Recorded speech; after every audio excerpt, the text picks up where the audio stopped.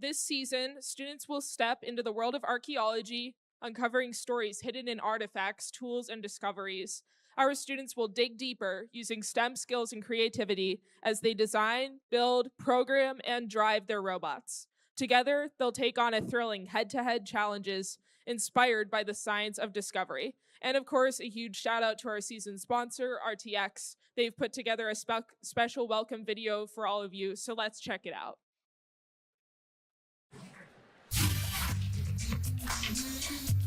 Welcome, First Tech Challenge teams, and congratulations on advancing to this level of the DECODE season. This is an amazing program. Nearly 100,000 students across 81 countries develop STEM skills, practice engineering principles, and explore the value of teamwork in First Tech Challenge. Through the RTX collaboration with First, we hope our work inspires you to think about how technology can be used to not only prepare for the future, but to also learn from the past. Now my colleague Amanda will show you some incredible technologies that are currently being used by archaeologists. Thanks, Dantea. Here in Portsmouth, Rhode Island, RTX's underwater acoustics capability is similar to the technology archaeologists use to locate, image, and map ancient sites and artifacts. Synthetic aperture sonar uses an artificial array of transducers to scan the seafloor, collecting data to form an ultra-high resolution picture. These images reveal the shape and size of objects, like shipwrecks, in much more detail than traditional sonars. And from the sky, archaeologists use remote sensing techniques to research past societies and cultures. RTX unlocked the next generation of remote sensing by using digital engineering to produce sensors that are smaller, lighter, and more capable for a variety of Earth observation missions. Traveling on satellites, these imaging instruments provide maximum resolution imagery from space. Working with NASA, RTX is designing a new remote sensing instrument to identify land patterns like crop production, mineral mapping, and forest management. Right now, RTX engineers work in 30 countries, focused on things like advanced avionics, directed energy, electric propulsion, hypersonics, and quantum physics. These are only a few of our industry-leading projects at RTX that allow us to see further and in more detail than ever before. Working with this year's First Tech Challenge teams has been energizing and impactful, and your passion for inventing is second to none. Whatever the outcome of today's competition, you're all having an impact. Best of luck, teams. We also ask all of you today to honor the first ethos, gracious professionalism. Said that too many times. This means doing your best work and at the same time respecting and valuing the other students, teams, and volunteers here. And who better to help explain this core value of FIRST than our program leaders, FIRST alumni Rachel Moore and Colin Fultz.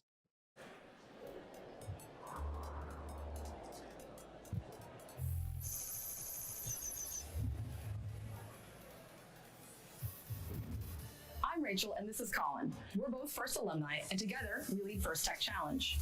We'd like to talk about something that's important and part of the ethos of FIRST programs, gracious professionalism.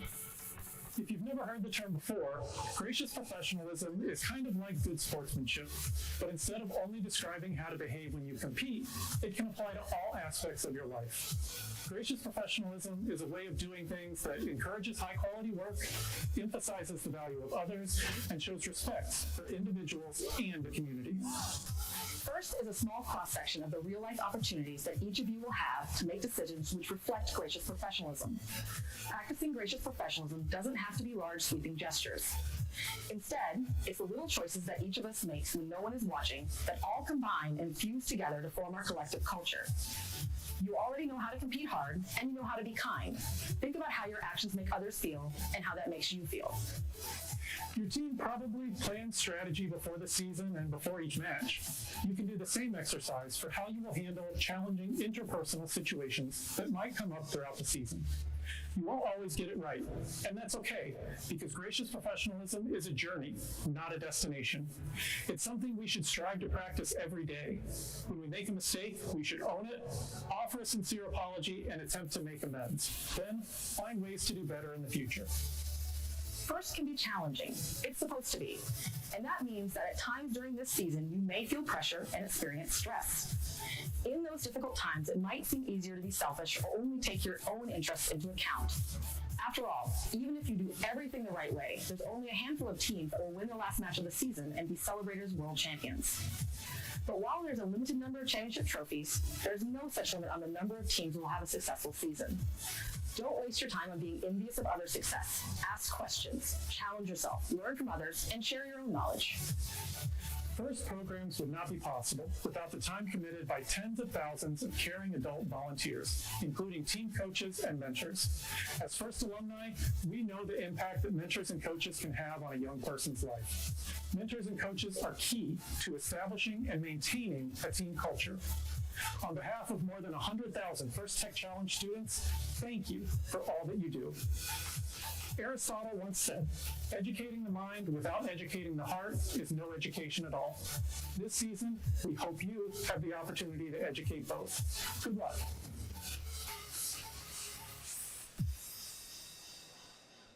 Each year, First Tech Challenge creates a new and challenging game for teams to learn and compete in. Teams will investigate the power of the world's artifacts and unlock mysteries in the 2025 through 2026 DECODE presented by RTX season.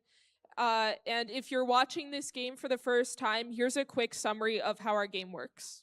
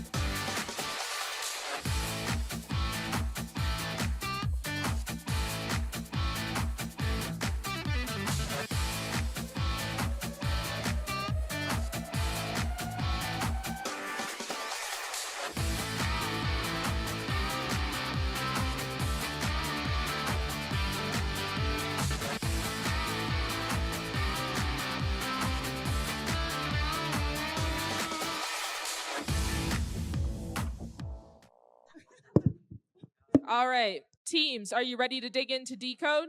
Teams in the first match, please take the field as we get ready to start the day with match number 1 of this 2025 through 2026 First Tech Challenge event here in Potsdam, New York. Good luck to all of the day's competitors.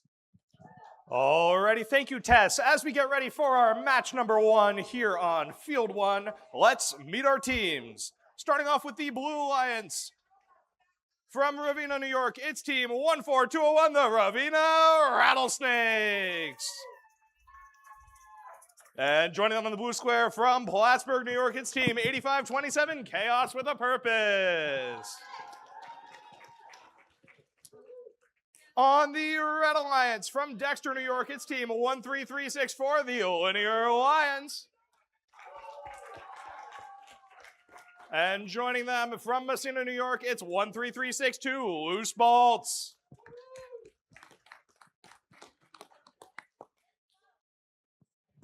Alrighty, we can hear head ref Lisa calling for a randomization. That is going to be a motif 1. We can see the obelisk has been set. With that, Red Alliance, are you ready? Not quite yet.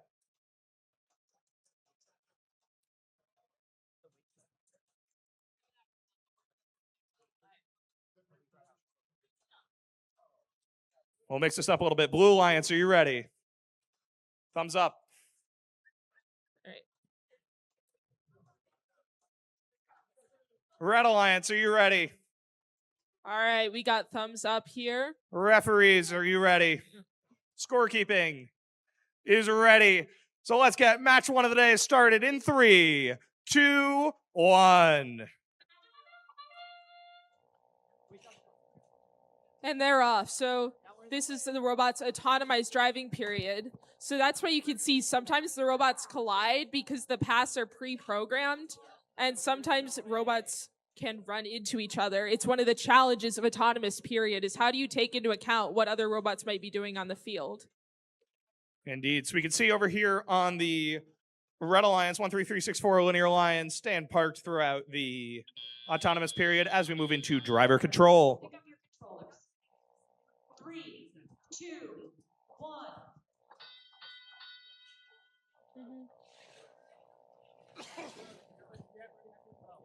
Start of the driver control period, we can see all 4 bots showing motion. Tess, how's Blue Alliance looking? Blue Alliance, it looks like 8527 is working hard on shooting as many of the balls that they came preloaded with from their robot. And it looks like they're on their final one. And our other Blue Alliance robot is attempting to pick up several from the other corner of the match. Jerry, how's it looking on red? Yeah, over on the Red Alliance, linear lines picking up from their human player, getting ready to score. We can see a little bit of a traffic jam over on that side of the field. Balls are flying everywhere. And one thing that's really fun to watch is to watch the volunteers having to run after all of the wiffle balls. This is a fun year to be a field resetter. Indeed it is. We can see 13364 having a little bit of chatter. Looks like they were having some issues with their motor, but that appears to be sorted now. Yeah. And it looks like we might have one stalled robot on Blue Alliance. Meanwhile, 8527 is doing their best to pick up as many minerals as they can and shoot them. And it looks like their indicator lights are red. I don't remember what they mean, but I know that they have some really interesting LED lights. So the blue, you can see how they change color. Indeed. Over here on the Blue Alliance, Ravino Rattlesnakes appear to be having some communication issues with their robot. We have an FTA on scene helping them. Hopefully they're able to get that resolved as we enter the end game. And it looks like Blue Alliance 142A1 has gotten themselves up and running. And boom, that is 3 minerals into the corner goal with 4 seconds to spare in the match. And end of the match, the Rattlesnakes appear to be parked. Linear lines appear to be parked. Alrighty, and we got the scores for match number 1 up on the board. In match number 1, the winner is the Blue Alliance with a score of 81 to Reds 5.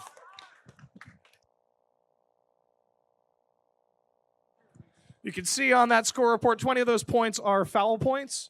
That's likely to come from those collisions we saw at the beginning of the match. Not to worry, though. Plenty of rounds left in the day. They'll be able to make up plenty of ground. All ready for qualification match number 2. Let's meet our teams. From Saranac Lake, New York, it's team 20297, the SLCS Stormbots. And joining them as their alliance partner on the Blue Alliance, from Philadelphia, New York, it's 14054 IR Thunder. Over on the Red Alliance from Mechanicville, New York, it's team 22482 Hippopotamots. With a lovely fashion sense, I must add. And joining them from Parrishville, New York, it's team 19251 Code Panthers. All right, Red Alliance, are you ready? We're waiting on the other. All right, Blue Alliance, are you ready? Referees, ready? All right, scoring, ready? I can't see that, Chris. All right, let's begin this match. Oh, randomize. Sorry, I'm getting into it. All righty, we can see a motif 2, so that's with the green artifact in the middle. All right, so let's begin this match in 3, 2, 1. Start of the match, we can see motion from 2 bots, 22484 for the Red Alliance, scoring 2 of their artifacts into the goal. How's Blue Alliance looking, Tess? 14054 has shot all 3 of their artifacts from all the way across the field. They had a success rate of 33%. Yeah, and we can see over here 22482, the Hippopotabots continuing to score into the goal, throwing a couple shots back to our field resetters behind them as we enter teleop. 3, 2, 1. One thing I love about this match is you can see custom components on every single robot on the field. On 14054, they have a red-shaped 3D printed disc. Hippopotamus looks like it's more custom than off the shelf. 20297 has various 3D printed parts, as does the other team who I can't read the number of because their robot's sideways, and that's how it goes.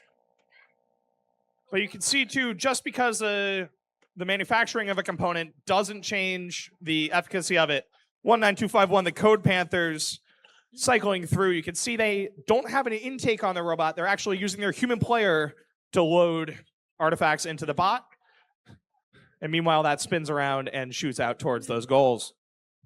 Meanwhile, the Stormbots have a intake made out of, usually call it surgical tubing because it's made out of a similar type of rubber to what they use in surgeries. And it loads it into the shooter mechanism into a purposely 3D printed ring to fit exactly a artifact. And then they line themselves up and use a flywheel, which is a wheel that spins really, really fast to shoot it out.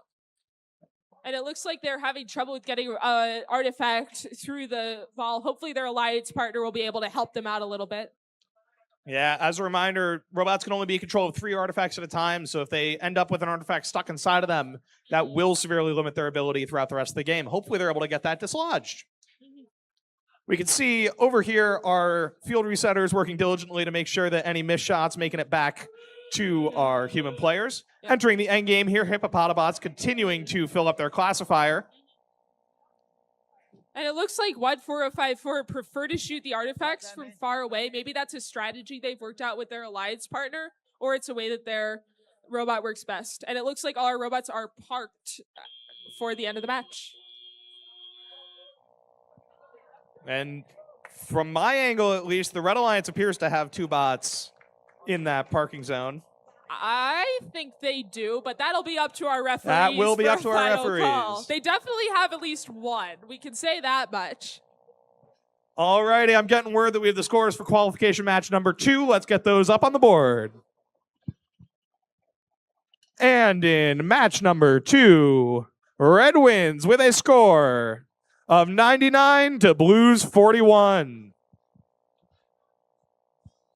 You can see a little bit of a different UI this year. Our ranking point indicators are down at the bottom. As a reminder, teams can earn up to 6 ranking points per game, 3 for winning the game, as well as several for the placement of their motifs at the end of the match. A ranking point is used to help determine, you guessed it, their rank for alliance selection. Being a higher ranked team means that you might have more of a say in whether or not you get picked or who you pick yourself. Alrighty, as we set up our teams for qualification match number 3, let's introduce our teams. Starting off with the Blue Alliance from Lisbon, New York, its team 31246 Lisbon FTC. Joining them in the blue square from Peekskill, New York, long drive to get here today, its team 4243 Iron Devils. And on the Red Alliance from right here in Potsdam, New York, it's team 13371 Sendy Sandstoners. And joining them from Plattsburgh, New York, it's team 24350 Robot 404. Where's the robot? It's not found. All right. Red Alliance, are you ready? Blue Alliance, are you ready? Referees ready? Scorekeeping ready? All right, let's randomize. And we are on motif number 2 again, so that means green in the center. All right, and let's begin this match in 3, 2, 1. Start of the match, we can hear Sendy Sandstoners starting to rev up their motors. We're a little scared of this bot at this point. Meanwhile, their alliance partner, Robot 404, appears to have their side plate bouncing up and down. I wonder what that's about. I'm sure we'll find out more as the game goes on. We got nuts and bolts falling off of Sendy Sandstoners. Hopefully that doesn't affect them too much as we continue into the driver control period.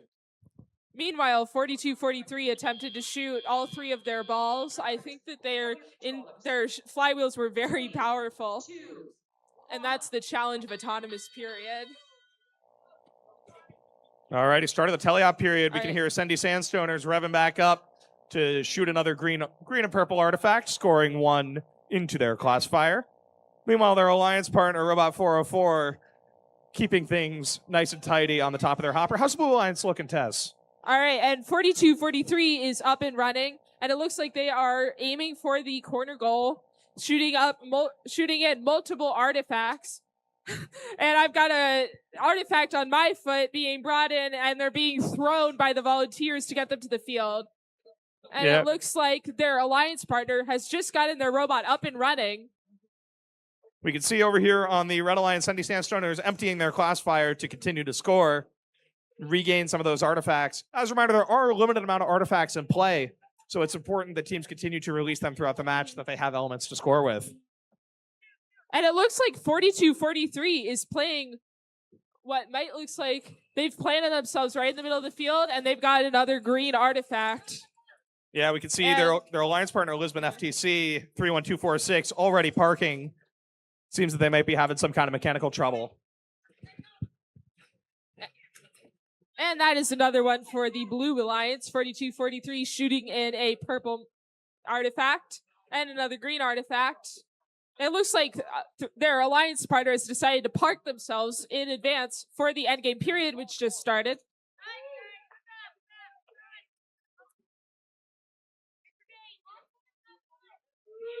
Right. Start of And the endgame. 42-43 is driving around the field. Can't quite. It looks like they're looking to shoot a few artifacts into the corner goal in the last 10 seconds of the match. And that is 5, 4, 3, 2, 1. What a match. All right, let's get those scores for match 3 on the board.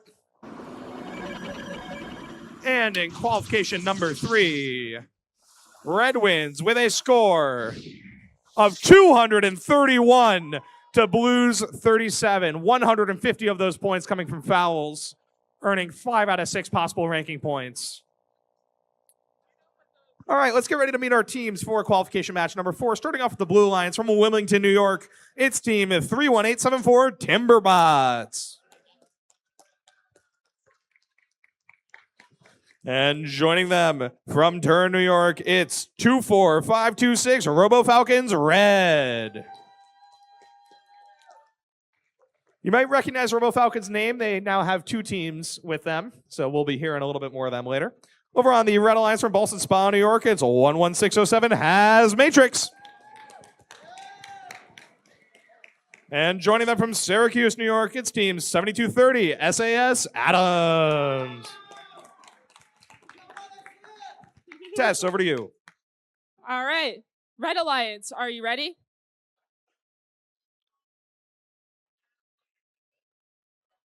Red Alliance, are you ready? We need thumbs up. All right. Blue Alliance, are you ready? Referees ready? Scorekeeping ready? All right, let's randomize. Again, motif number 2. Apparently it's Don't a even motif need to number change 2 it. kind of day. Oh, okay. Randomize again. No? Oh, okay. I don't know. I'm confused apparently. All right. Are we ready? Let's start this match in 3, 2, 1. Start of the match, we got motion from 2 bots. SAS Adams, 7230, setting up, missing their first shot. Let's see if they make their second.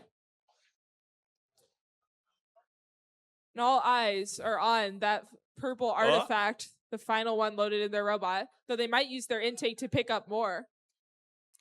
They're going to pick up some more. Over on the Blue Alliance, Robo Falcons Red appear to have made a little bit of an impact with Has Matrix. Not to worry, though. They'll be able to remedy that as we enter teleop. Driver, pick up your controllers. 3, 2, 1. Started teleop, all 4 bots in motion. A little bit of grinding from the Timberbots. Hopefully nothing too serious. We can see Timberbots immediately scoring their preloaded elements and going to pick up some more. Their alliance partner, the Robo Falcons Red, using what appears to be a ball screw system to feed up into their launching circuit. It looks like 31874 has 2 chambers where they can hold an artifact in their robot, and it looks like they are aiming to fill both of them up so that their flywheels can then launch them in quick succession. We're seeing an incredibly powerful launcher over here on Robo Falcons Red. Unfortunately, because of the design of the robot, they don't have a way to change the azimuth of that launch, so they're having to position themselves on the field in a way that allows them to make those shots. And from what I'm seeing, 31874 might have a programmed shooter, because so far they're making the majority of their shots. Yeah, we can see several of these robots utilizing computer vision systems, both to look at that obelisk to determine how they need to place their balls in the classifier, as well as to lock onto those April tags that are below each of the goals. We can see all 4 bots lining up, getting ready to take those shots. Over on the Red Alliance, 11607 has Matrix picking up some balls for their alliance partner. Really complicated system there. It's kind of cool to watch the balls move through that. And slightly short. And we did just see 24526 use their shooter mechanism for the first time about 20 seconds ago. It looks like it has those red panels as a way to help launch the artifacts up their ramp. And then it looks like we've got both robots packed on the Blue Alliance, and the red will be up to our referees. Yeah, it's definitely be an interesting match. All right, let's get our scores from qualification match number 4 up on the board. And in match number 4, Red wins with a score of 70 to Blues 65. Once again, the Red Alliance earning 4 ranking points. Alrighty, let's meet our teams for qualification match number 5. From Norwood, New York, it's team 13361 Flying Squirrels. And joining them from Brazier Falls, New York, it's 13359 St. Lawrence Stingers and their robot, Tina. On the Red Alliance from Rome, New York, it's team 27364 Battery Battalion. And joining them, yet another theme team from Turin, New York, it's 11975 Robo Falcons in black. Like I was saying earlier, the Robo Falcons split up their teams this year. It's going to be interesting to see such a powerful team with 2 robots as opposed to 1 this year. Well, 2 teams now, Jerry. Well, 2 teams, yes. All right. So, Red Alliance, are you ready? Blue Alliance, are you ready? All right, referees, are you ready? Okay, scoring, are you ready? All right, let's randomize. Motif number 3. So that means green on the right. All right, and let's begin this match in 3, 2, 1. Start of the match, we got motion from all 4 robots. First time today, we don't have any bots competing. 13361 launching out into the crowd. And we got a lucky volunteer to go and pick all 3 of them up. Looks like 13359 has picked up one of the purple artifacts and is going to shoot it. Their robot's name is Tina. I can see that written on the side of their robot. And there's got to be a story behind that, but I will ask them about that when they are not currently competing. Yeah, Tess, if I had to guess, over here on the Blue Alliance, 13361 Flying Squirrels might have put their robot down backwards. That's why we were launching into the audience. That's a very symmetrical robot. I could see how that could be an easy mistake. Not to worry, though. Plenty of time left in the match. Continuing on the Blue Alliance, 13359 St. Lawrence Stingers headed over to pick up from their human player. 13359 has a pretty effective intake. It uses a bunch of little rubber pieces of some kind of shaped rubber and shoots into the goal using a set of green flywheels, compliant wheels. A compliant wheel is a kind of flywheel made out of rubber that bends when a artifact comes into contact with it and a hard surface. And over here, we've got some action in the blue corner.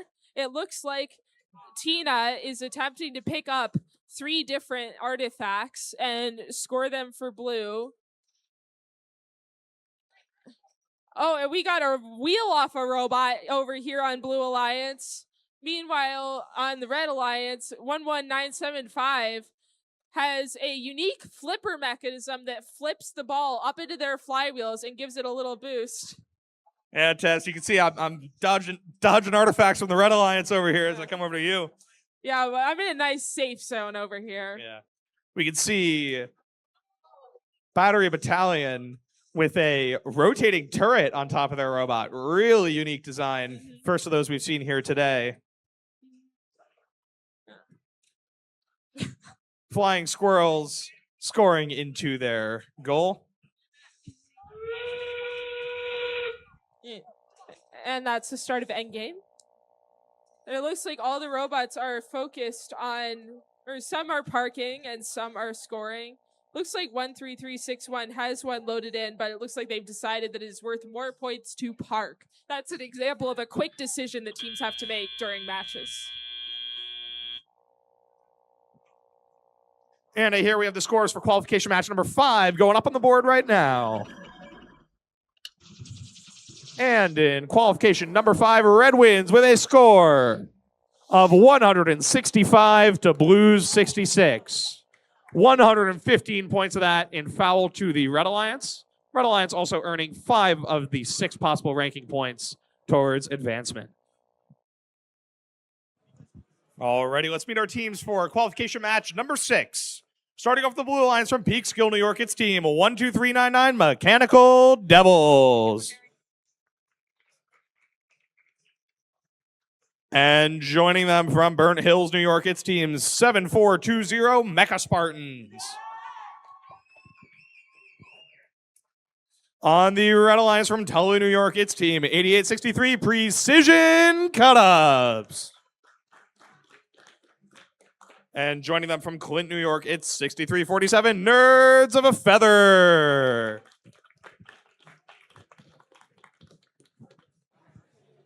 Alrighty, and as we've already met our teams, it appears that all 4 teams are on the field, finishing getting set up. We've got our referees in place. All right, so Red Alliance, are you ready? Thumbs up, please. Okay, Blue Alliance, are you ready? All right, referees, are you ready? Okay, scoring, are you ready?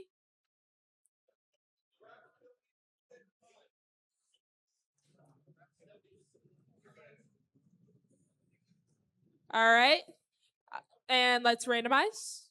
We got a motif number 2 on our randomization. We're good to go already. This seems to be the motif 2 field for field 2. All right, let's begin this match in 3, 2, 1. And 7420 immediately launching a artifact into the blue goal. And we can see artifacts flying everywhere, flying into some refs. 8863 Precision Cut-Ups, you can see, has a dual axis turret on top of their robot. So they're able to not only independently adjust the angle that they're firing, but also the azimuth as they move around the field to make sure they're always going to land on site. Designs like that are always very risky because you're debating between theoretically more sophisticated mechanism, but you're also including possible points of breakage. And the match is off. Over on Blue Alliance, we have one robot being loaded up with artifacts and immediately shooting them into the goal with some force. How's Red Alliance going? We could see quite a few bot impacts over here in the human player station by the Blue Alliance. And it looks like 12399 is going to be shooting all 3 of their artifacts into the intake, and you can see them trying to line their robot up so that it'll get shot at the correct angle. And 7420 is off, busy as a bee, picking up different artifacts from around the field so that they could shoot them with their compliant wheel flipper mechanism. that I would love to see run up close because I honestly can't fully figure out what parts run at what time from even this far away. All right. And we can see over on the Red Alliance, 8863 appears to be having some issues, so they might need an FTA. We can see they have one with them right now. Meanwhile, their alliance partner, 6347 Nerds of a Feather, continuing to hold their own, launching into their goal. That's 1 in the goal, 3 in the classifier for the Red Alliance. It looks like 7420 uses the tape on the field to help them line up their shooting mechanism. A pretty smart tactic because it's easy for the drivers to visualize during a match.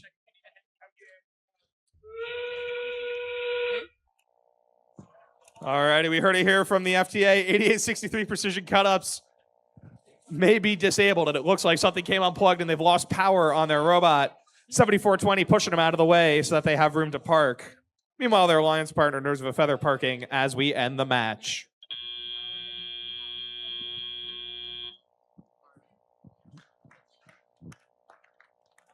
That's sure to be an interesting match. We'll see.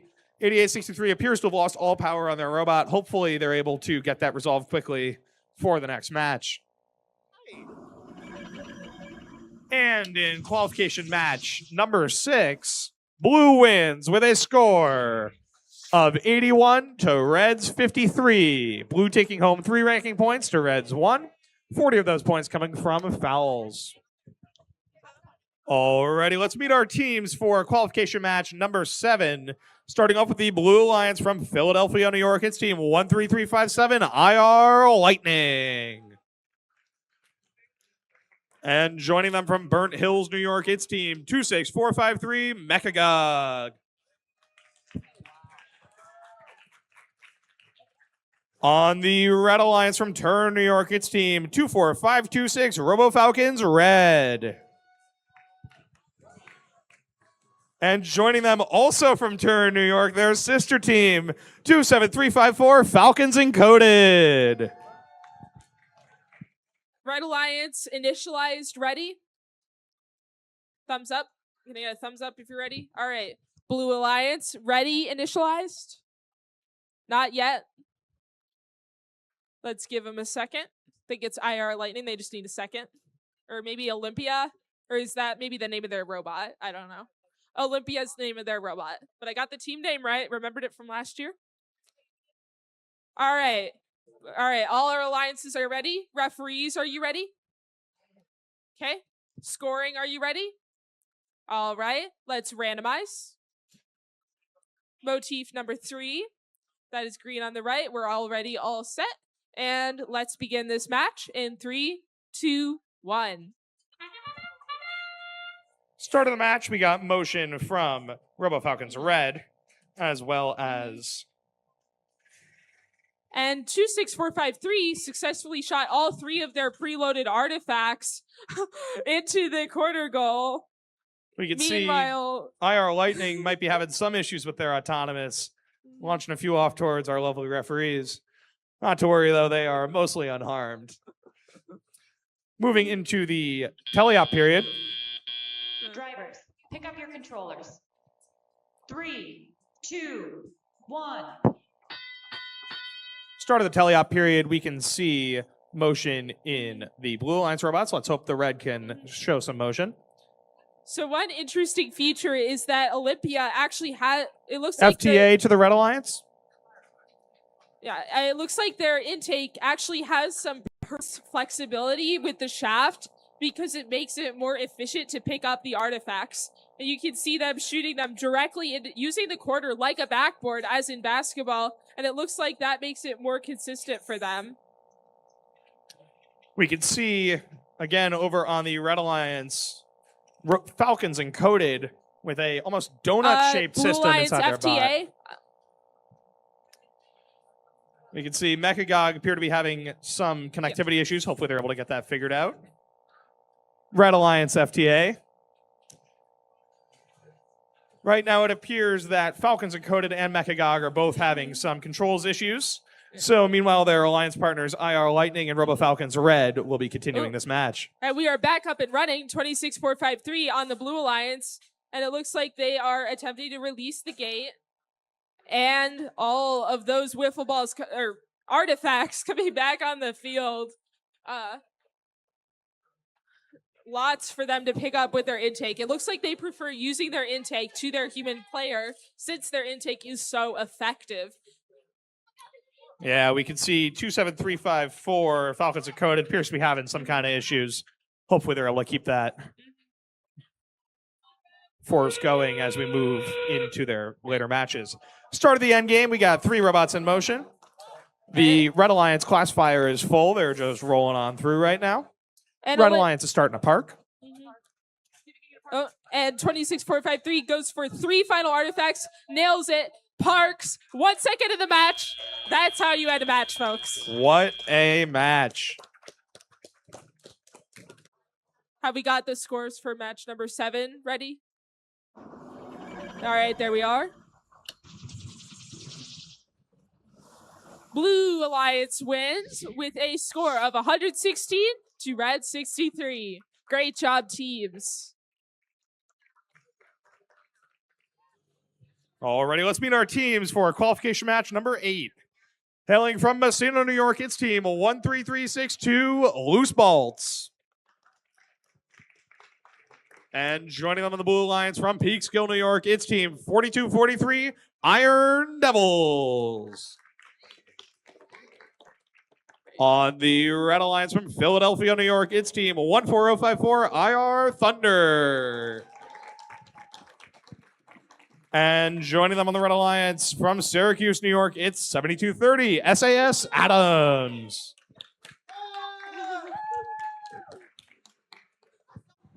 Alrighty, our referees have arrived. Tess, over to you. All right. Red Alliance, initialized, ready? Blue Alliance, initialized, ready? Referees, ready? Scoring, ready? And let's randomize. Oh, motif number 3. We're breaking the pattern. There we go. All right. And let's begin this match in 3, 2, 1. Start of the match, we got motion from 3 bots. SAS Adams scoring into their Classifier. Their first 2 artifacts. Meanwhile, their alliance partner, 14054 IR Thunder, attempting some shots before moving. How's Blue Alliance looking, Tess? Yeah, and 4243 shot several artifacts at the quarter goal. Unfortunately, none of them made it in, and instead scared our volunteers a little bit. But it's okay. That's a part of this game that's actually kind of fun. And I wish them luck in the tally-up period. All right, start of the tally-up period. We got motion from 3 out of 4 bots. Hopefully loose ball. Hey, there we go. We got motion from loose balls as well. Yeah. And 4243 is shooting a purple one. It looks like they might be going for a pattern based on the fact that they spit out a green one without launching it. And over on the Red Alliance, IR Thunder heading over to their human player to pick up some more artifacts. You can see they've lost one of their side plates onto the field there. And it looks like we've got some defensive play. Either that or robots are attached to each other and they've now separated. And 4243 immediately back at it. It looks like SAS Adams is attempting to prevent them from scoring. Risky strategy, but who knows? We'll see if it paid off at the end of the match. That appears to be a full Classifier for the Red Alliance. Let's see if they dump it and continue to refill. And 4243 got another artifact in their goal. All right. A little bit of a collision here between the loose bolts and IR Thunder. They've got that all set up now. Oh, and we got some bumping bots over here. 14054 and 4243 just keep driving into each other. SAS Adams missing a little bit high on that goal. Seems they've corrected and are now scoring. You can see since their Classifier is full, that artifact's going to roll all the way down and out. Since it passed through the square, it's still going to be scored. And 4243 has scored several artifacts successfully, and it looks like they are going for even more with 10 seconds left in the match. And that is one successful of the several that they launched. And they are parked. And it looks like 13362 was going for another one, but ran out of time. All right, let's get these qualification match number 8.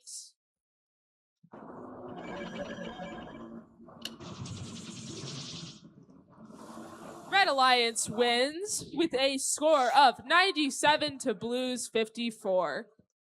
Red Alliance earning 3 ranking points for winning the match.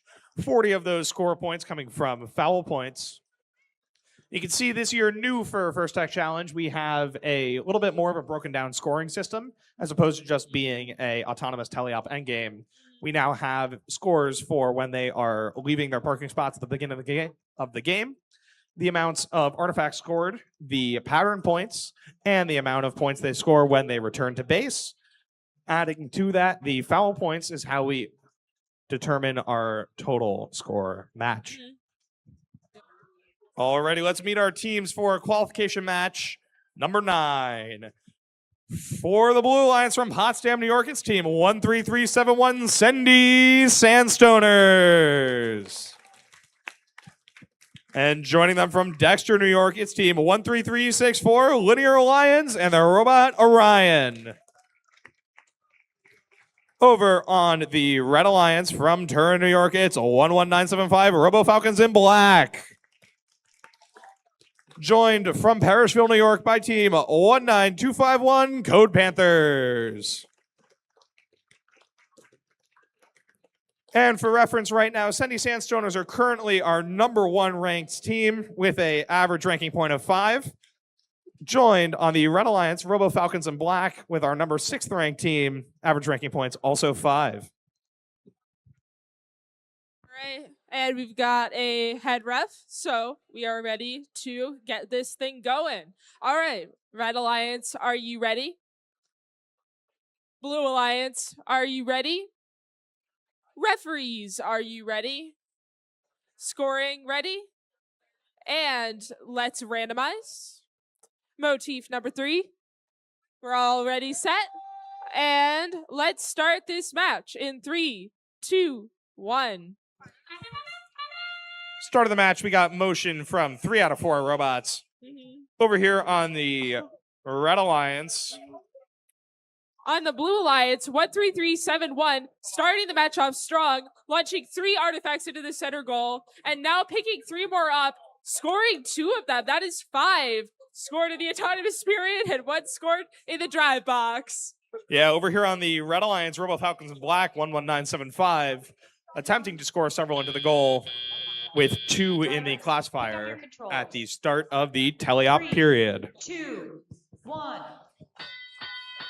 Pointing out some design, you can see in Code Panther's robot, they have a big open hopper on one side. They actually have a little servo motor in there that's going to be agitating those artifacts to make sure that they're adequately falling into their shooter. And 13371 off and picking up different artifacts with their intake. And 13364 is loaded up, getting ready to shoot. And it looks like their flywheel is getting up to speed. Some flywheel mechanisms can take a few seconds to be able to be at the speed required to launch a artifact. 13371 has a custom part to launch their flywheels out of. You can see the giant orange 3D printed thing on top of their robot. That their team probably hand designed. 13364 appears to have a vendetta against some of our refs here. Not to worry, though. They're filling up that classifier, no problem. As a reminder, artifacts do need to make it through the square into the classifier to count. Them just falling in randomly does not count as a scored element. So we can see scoring into the goal, through the square, down to the classifier, filling up the Red Alliance's classifier. Those extra artifacts will just roll off over the top. Yeah. And it looks like some of our Red Alliance teams are actually going for the motifs to earn extra points. These points get counted at the end of a match when they get patterns, although I guess they probably do get counted throughout the match as well. Yeah, with just a few seconds left, we can see 13371 picking up a lot of those dropped motifs. And it is mayhem as they all accost each other for a parking spot. Hopefully that is not what our parking lots look like this morning. We can hear good communication on the Blue Alliance, making sure that their bots are going to fit. How's the Red Alliance looking, Tess? Red Alliance, we definitely have one parked, only one. 19251 is not within the taped zone.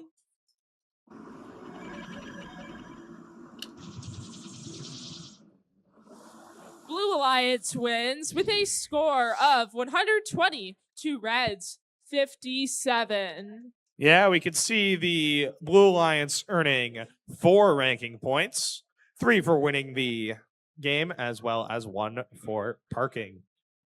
Alrighty, let's meet our teams for a qualification match number 10. Starting off with the Blue Alliance from Saranac Lake, New York, it's team 20297 SLCS Stormbots. Joining them from Ravenna, New York, slithering into the arena, it's team 14281 Ravenna Rattlesnakes. Ravenna Rattlesnakes currently sitting at number 3 with an average ranking point of 5. Over on the Red Alliance from Tully, New York, it's 8863 Precision Cut-Ups. And joining them from Brazier Falls, New York, it's team 13359 St. Lawrence Stingers. Red Alliance, initialized, ready? Thumbs up. All right, Blue Alliance, are we ready? Referees, are you ready? Scoring, ready? All right, let's randomize. Motif number 2, again.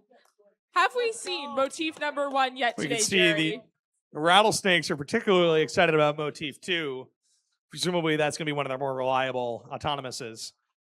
And with that, everybody's ready. Let's get this match started in 3, 2, 1. And 29297, you can hear that their flywheel is going. That's one fun thing is like every robot has their own sound this year. And 2297 is picking up another artifact from the field. It looks like with their surgical tubing intake.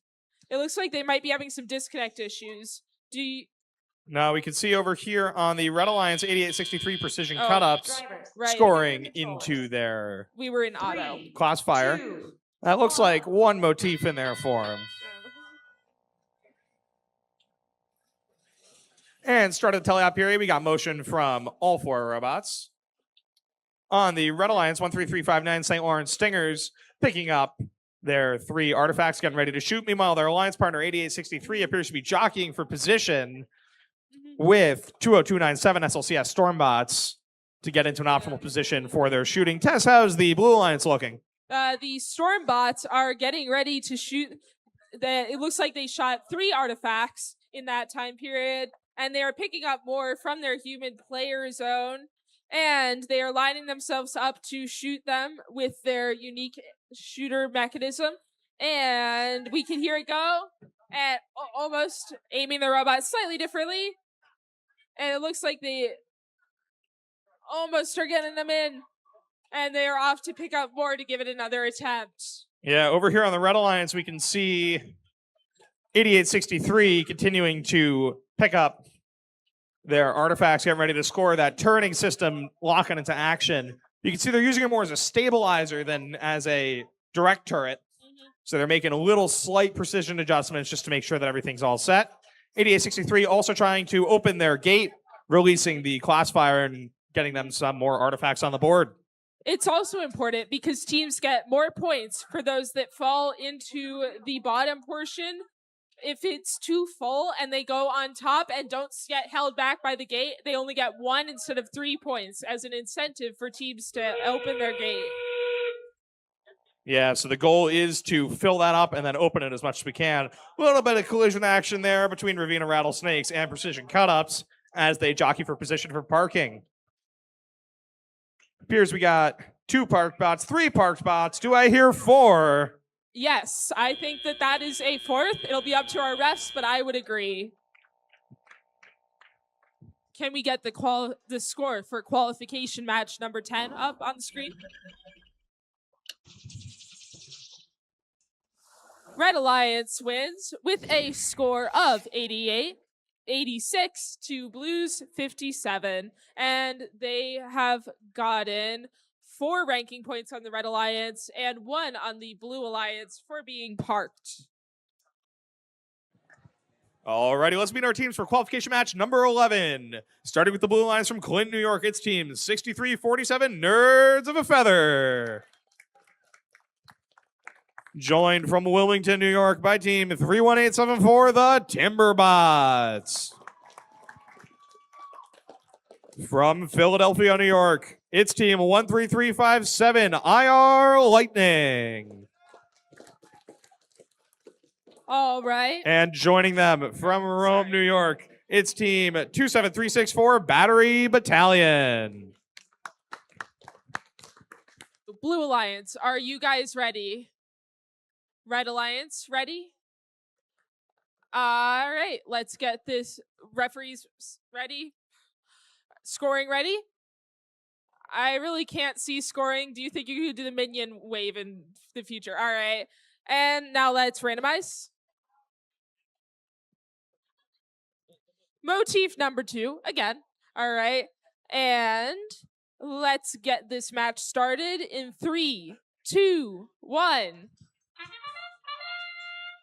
Start of the match, we got motion from 3 out of our 4 robots. Starting with the Red Alliance, 13357 IR Lightning, scoring 1 into their goal. Meanwhile, their alliance partner, 27364, appears to have moved out of the parking area and has stopped. How's Blue Alliance looking, Tess? I'm excited to see the end of 31874's autonomous. Last time they scored 5 artifacts successfully, and I'm hoping that they could get a 6th this time. And that is all 6 of their autonomous as we get ready for the driver control period.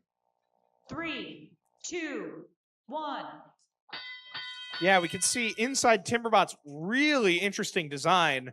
They actually have a rotary carousel that allows them to change the order in which they're shooting their artifacts. This is helpful for achieving the various motifs where the teams attempt to get patterns in their artifacts in their loading zones. 31874 is picking up 3 artifacts with its intake. It's a pretty reliable intake and shooting them into their goal.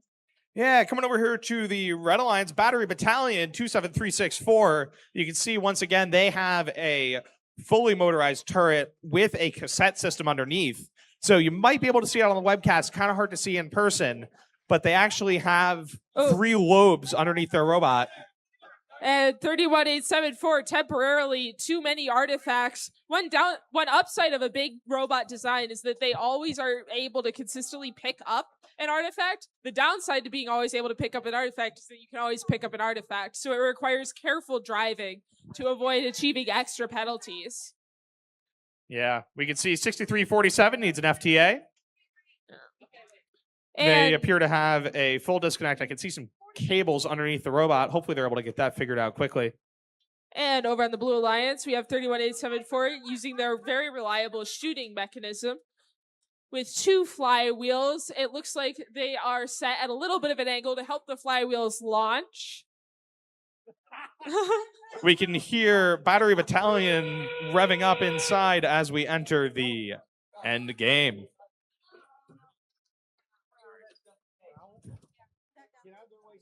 Oh, and we can see for the first time today, Timberbots starting to lift themselves up before it appears like changing their mind. They're trying to get centered exactly on there at the end of the match.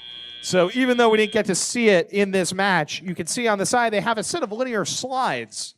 Those slides would allow them to fully lift up so that their alliance partner could drive underneath and park both in that square.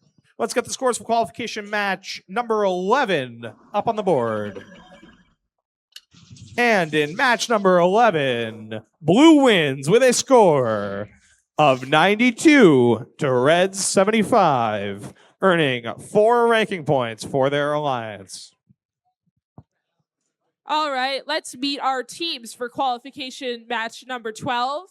Over on the Red Alliance, we have 26453 Mechagoge. And team 11607 has Matrix. And on the Blue Alliance, team 1331246 Lisbon FTC.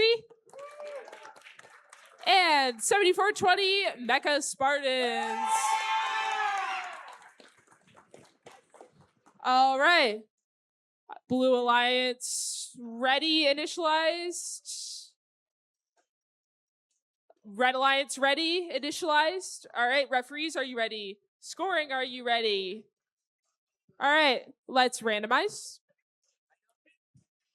Motif number 3. It really does not want to do motif number 1.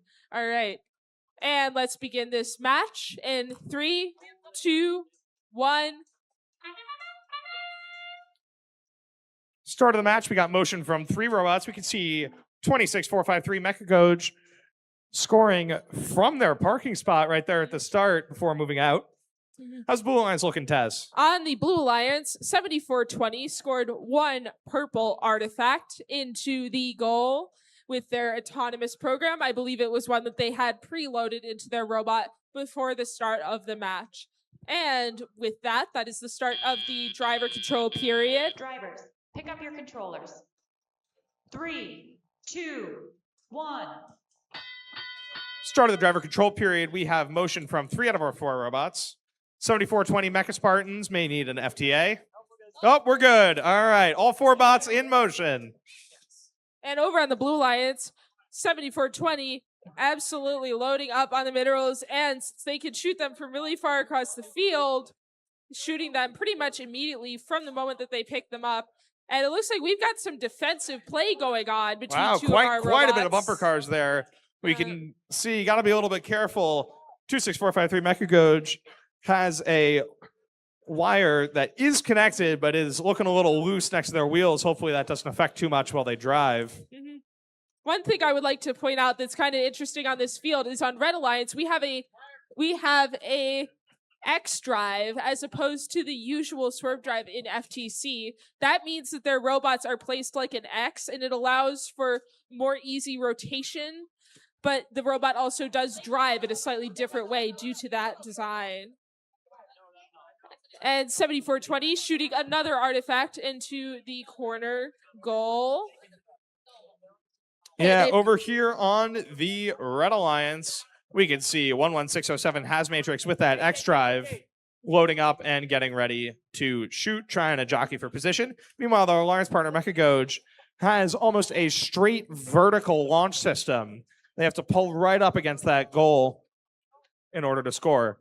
They're in overflow right now. The Blue Alliance has released their Classifier and are getting ready to fill it back up again, entering endgame.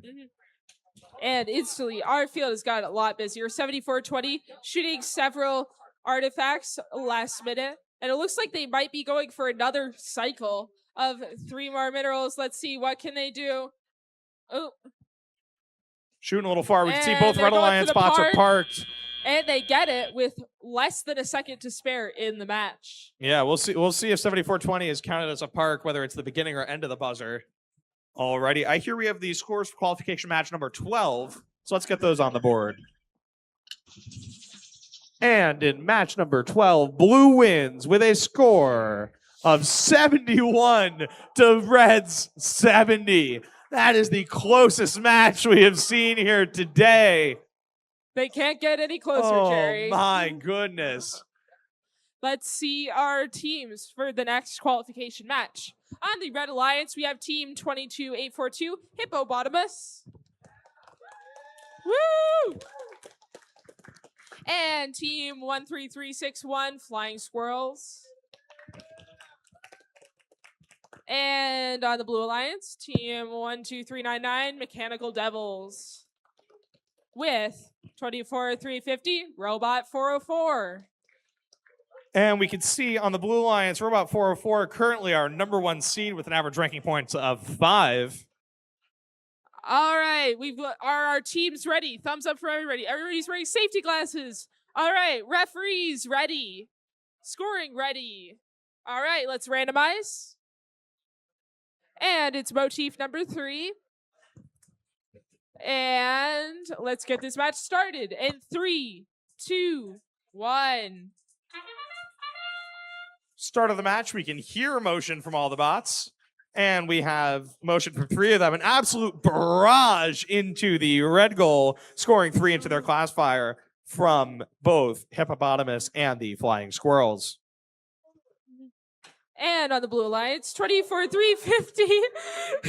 Trying to shoot artifact. And we've got our head ref, Big, absolutely walloped by the artifacts. Drivers, pick up your controllers. 3, 2, 1. And at the start of the teleop period, we motion from 3 bots. Flying Squirrels may need some help from an FTA. On the Blue Alliance, we've got some activity. 24-350. It has shot 3 artifacts successfully into the corner. And I'm curious to see if any of these teams are going to be following the motif. Looks like they are the Red Alliance. Let's find out with 24-350 in the blue. Yeah, and we can see over here on the Red Alliance Hippopotamus, 22-482, continuing to fill up their classifier. Let's see if they'll empty that. And 24-350 and they have. Uses a human player loaded intake, which has the advantage of being very reliable, the disadvantage of long travel time. So it's all about those trade-offs. And I love seeing the teamwork, too, of when to come back, when to not, the extensive verbal communication. Yeah, we got some good communication over here on the Blue Alliance between the human player and their drivers. Bots continuing to score. We can see that classifier has been almost emptied twice now for the Red Alliance. Blue Alliance needs to release their gate. It looks like they are completely full. Let's see what strategy teams choose to use at this point in the match. Looks like they are just going to shoot for a few more small points. This is going to be a really close match. It all depends on if they can get that gate open. Looks like they have partially opened it, at least.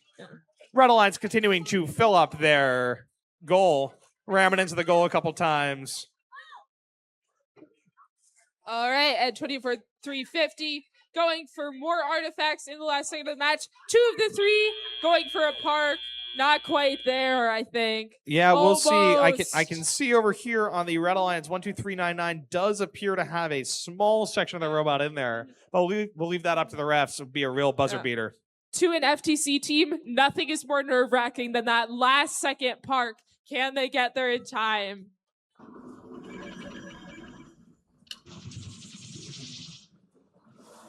Red Alliance wins with a score of 80 to Blue 65. 4 ranking points for Red, and Blue has a ranking point from the particular matrix, which is unusual. That's one of the first times we've seen that today. Alrighty, let's meet our teams for qualification match number 14. Starting off with the Blue Alliance, our number 2 ranked seed from Plattsburgh, New York. It's team 8527, Chaos with a Purpose. And joining them from nearby Parrishville, New York, it's team 19251, the Code Panthers. Over here on the Red Alliance from Clinton, New York, it's team 6347, Nerds of a Feather. And joining them from Turin, New York, it's team 27354, Falcons Encoded.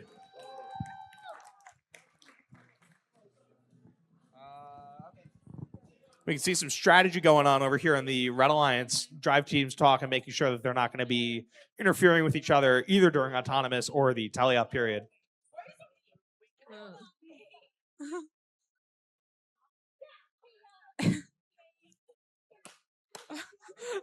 Our Blue Alliance has some personality, that's for sure.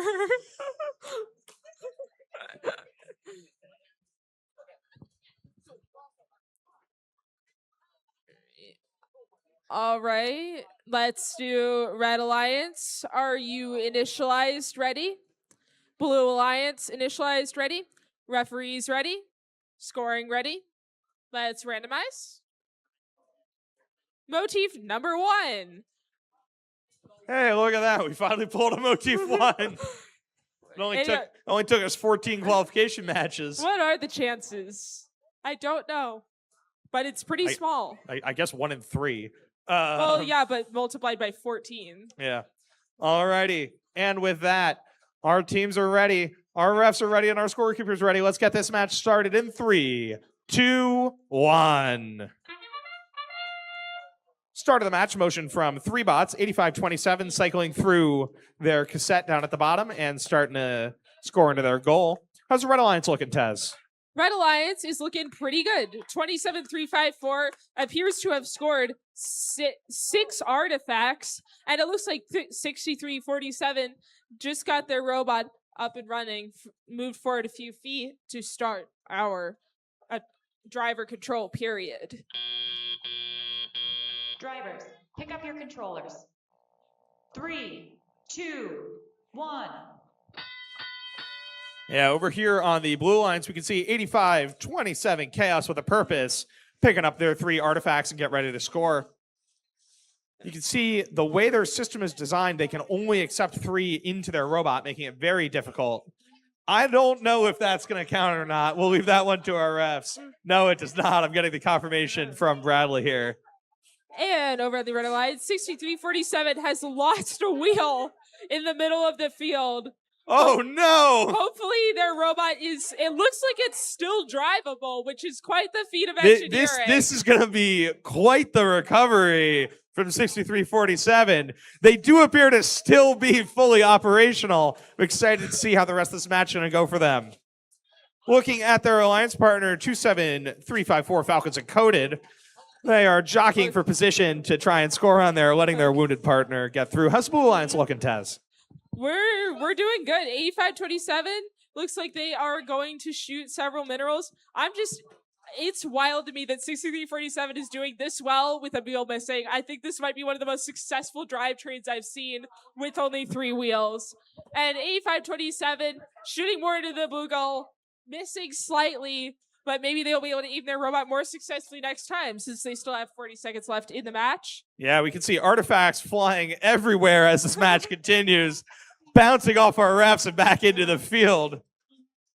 63-47 continuing to drag themselves around the field as this match continues. 27354, their alliance partner, Falcons Encoded, appears to have one element stuck inside their robot. Hopefully they're able to get that fixed and shoot it. Entering the end game, we could see robots beginning to park. The Red Alliance appears to have maybe 2 robots. Blue Alliance is carefully coordinating their robots, and it looks like they are satisfied with their robots' positioning. And at the end of that match, that appears to be 2 parked for the Red. I cannot tell with the blue. I don't have the right angle. It's going to be real close for the blue. That'll be a ref call. I don't know how that wheel's going to impact Nerds with a Feather. We'll see how the refs call that. But that was for sure one of the most impressive performances I have ever seen in an FTC match. Let's get the scores from qualification number 14 onto the board. And in qualification match number 14, Red wins with a score of 46 to Blues 41. Earning 4 ranking points to Blues 1. Our first zero foul game of the day as well. Alrighty. Teams are initializing. Blue Alliance, are you ready? Red Alliance, are you ready? Referees. Alrighty, scorekeeping is ready. Let's get that randomization. And that is going to be a motif number 1. All right. Blue Alliance, are you ready? We're good. Thumbs up. Red Alliance, thumbs up. Referees ready? Scoring ready? All right, randomize. We already did. Oh, already did. We are in motif number 1. Sorry, Jerry. And let's start the match in 3, 2, 1. Start of the match. I need to get out of the splash zone. We have 3 robots shooting. We can see 11,975 Robo Falcons in black, filling up 4 into the Red Alliance Classifier. Tess, how's the blue team looking? Blue team, we've got 42, 43 that I believe drove a little bit during their autonomous period, and their alliance partner has shot a few artifacts into the goal. Or wait. Drivers, pick up your controllers. 3, 2, Sorry. 1. All right, we got all 4 bots in motion at the start of the teleop period.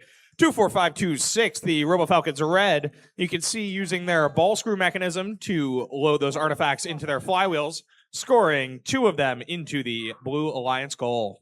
Meanwhile, on the Blue Alliance, we've got 24526 using their unique.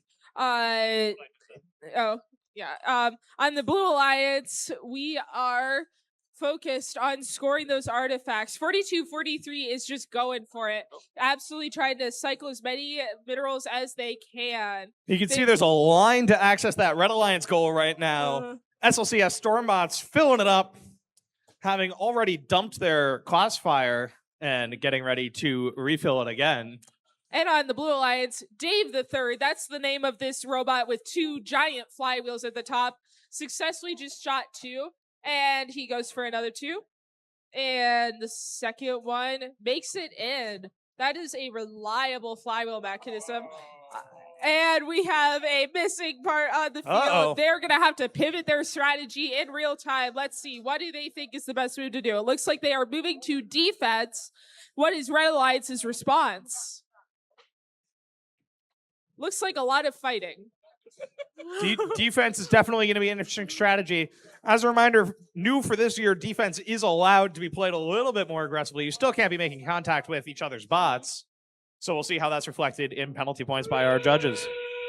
Entering the endgame now, we can see a fresh Classifier dump over on the Blue Alliance. Teams rushing to vacuum up the remainder of those artifacts as we end the match. And on the Blue Alliance, taking advantage of the intakes geometry to get both robots parked. And can we get our scores for qualification match number 15?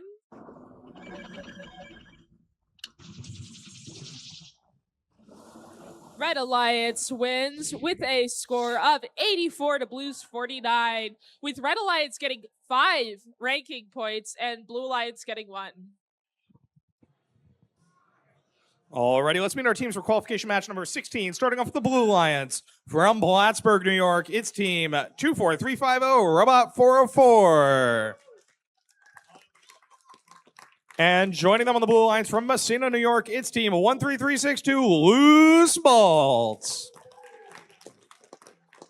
Over on the Red Alliance from Rome, New York, it's team 27364, Battery Battalion. Joined from Burnt Hills, New York by team 7420 Mecha Spartans.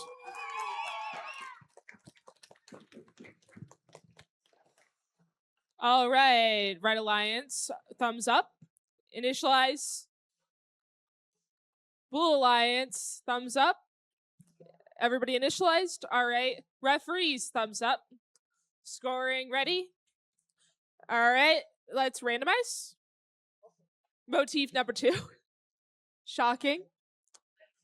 And let's start this match in 3, 2, 1. That startup sound will haunt my dreams. All right, let's, on the Blue Alliance, we've got 24350 shooting multiple of their artifacts. All 3 successfully made it in.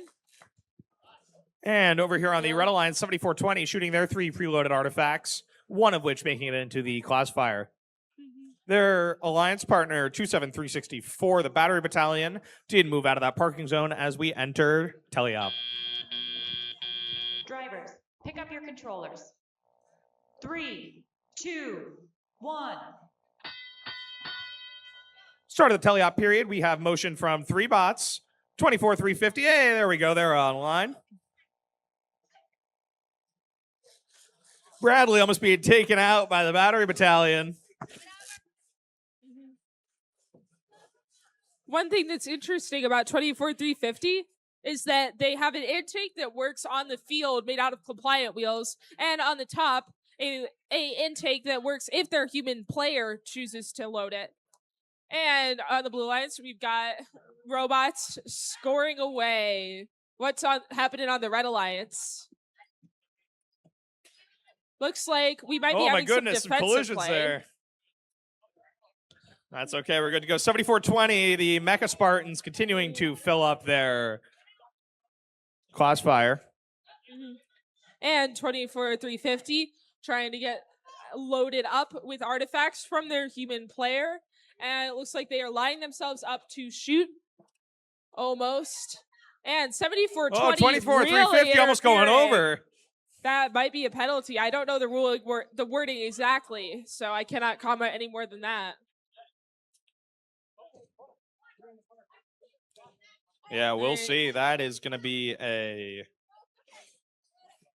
interesting to hear later. We can see 74-20 continuing to fill up that Classifier. If you look really closely at 24-350, you can see on top that funnel that they have that's 3D printed is actually done using what's called vase modes. That's going to be a single layer thick print. That means you can save a lot on plastic and time at the cost of structural stability. And now that as we are entering endgame, it looks like Blue Alliance is rushing to park. 1-3-3-6-2 get themselves in to park. It looks like their drivetrain has trouble turning. All right, and that is the end of the match. Alrighty, let's get our scores for qualification match 16 onto the board. And in qualification match number 16, Red wins with a score of 103 to Blues 65. 45 foul points going to the Red Alliance, 15 going to the Blue Alliance, with the Red Alliance earning 4 ranking points. Alrighty, let's meet the teams for qualification match number 17. Starting with the Blue Alliance from Brazier Falls, New York, it's team 13359, the St. Lawrence Stingers. Joining them in the Blue Alliance from Turin, New York, it's team 27354, Falcons Encoded. On the Red Alliance from Lisbon, New York, it's team 31246, Lisbon FTC. Joined from Philadelphia, New York by team 14054, IR Thunder. Alrighty, it looks like our refs are trickling over, so Tess, with that, I'll hand it over to you to get this match started. All right, let's see. Red Alliance, thumbs up. Guys, initialize. That's what the thumbs up means. All right. Blue Alliance, initialize. Thumbs up. All right. Referees, are you ready? Scorekeeping ready? All right. Hang on. Pause.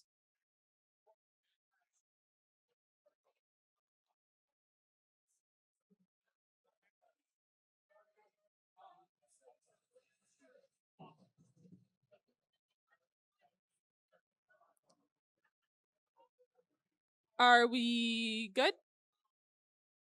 All right, we are good. Motif number 1. And let's start this match in 3, 2, 1, go. And we've got 13359 immediately off, shooting 3 artifacts successfully. 14054, you can see this really dialed in shoot pattern from their location, scoring 2 into their Classifier before moving out of parking. 27-354 seems to be lining up for the pitch over here. I can say, seeing this up close, this robot has a beast of a flywheel. I am scared, Tess. Pick up your controllers. 3, 2, 1. Start of the driver control period, we see motion from all 4 of our bots. There we go. We can see 31246, Lisbon FTC, launching their preloaded artifacts into the goal. Meanwhile, their alliance partner, 14054 IR Thunder, continuing to shoot from all the way across the arena, getting 2 of their 3 in. And 27354 loaded up all their artifacts from their human player, using their mechanism to launch their flywheels with so much power that they are ending clear across the room. Almost in. The third one hit off the backboard. And 13359 is flipping up the balls into the goal, successfully getting one out of their 3 cycles. And it looks like the Red Alliance has filled up and released their gate. Meanwhile, the Blue Alliance that has absolutely drove over there to pick up the new artifacts and get them scored for their team before Red Alliance could take them all for themselves. We could see St. Lawrence Stingers being pretty careful about how they're positioned there. Those balls look pretty precarious up at the top of their robot. And 27354 was lined up correctly for the first 2 shots, but then got a nudge from an opposing Alliance robot that got them out of balance, and they were not able to score their 3rd artifact. Yeah, coming back over to the Red Alliance, we can see 14054 IR Thunder continuing to pick up artifacts from around the arena. Because of the way they have their shooter designed, they have to return to the same position on the field in order to shoot. As we enter the endgame here with 10 seconds left in the match, we can see robots making their final attempts at scoring before they begin their parks. And Blue is parking in. All robots are in. This is going to be a close match. Indeed it is. All right, let's get our scores up for qualification match number 17.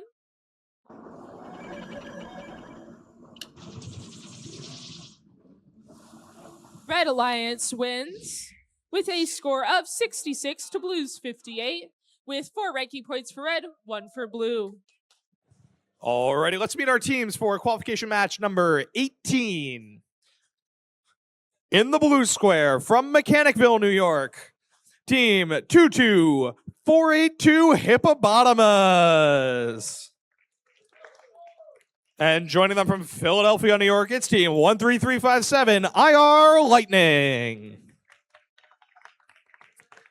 On the Red Alliance from Syracuse, New York, it's team 7230 SAS Adams. And joining them from Ravenna, New York, it's team 14281, the Ravenna Rattlesnakes. All right. Red Alliance, are you ready? Blue Alliance, are you ready? Okay, referees ready? Scoring ready? Let's randomize. Motif number 1. And let's begin this match in 3, 2, 1. Start of the match on the Red Alliance, we can see SAS Adams immediately moving out into position to score their preloads. The Blue Alliance is busy with Olympia shooting 3 of their preloaded artifacts, while Hippopotamus makes in several, and they are going for even more. Unfortunately, one of them hits our ref. And with that, that is the end of autonomous period. And they've released their gate on the Blue Alliance as well, getting them all set up for the tally-up period. 3, 2, 1. And start of the tally-up period, we can see motion from all 4 robots. Hippopotamus 22482 picking up 2 artifacts and spitting them out near their goal. Over on the Red Alliance, we can see Ravenna Rattlesnakes in what seems to be an uncontrolled spin. Let's get an FTA over to them. Meanwhile, on the Blue Alliance, Hippopotamus is absolutely loading up on their artifacts, driving across the field to get themselves placed so that they can use their flywheel mechanism to shoot them.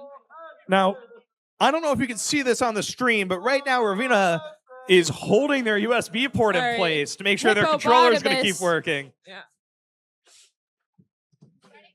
You can see that seems to be the initial cause of some of their issues. Hopefully that is going to be a good fix for them. How's Hippopotamus doing, Tess? Blue is doing pretty good.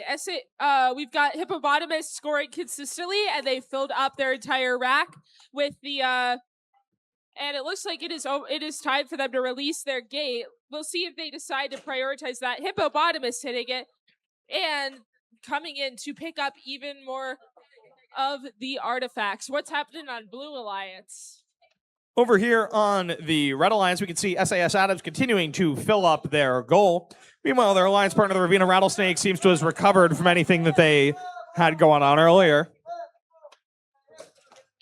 A little bit of bumper bots there between the Red and Blue Alliance as everybody jockeys to get into that human player station and pick up the remainder of those artifacts. Meanwhile, Olympia is showing off their simple but effective launching mechanism that uses 2 flywheels, lining themselves up from across the field. Hippopotamus got in 2 of the 3, launching a 4th. Hippopotamus and IR Lightning continuing to fill up that blue station. Yeah. As we park, that is 2 parked bots for the Blue Alliance. And appears to be 2 parked bots for the Red Alliance. Tess? Yes, correct. All right, can we get the scores up for qualification match number 18, please?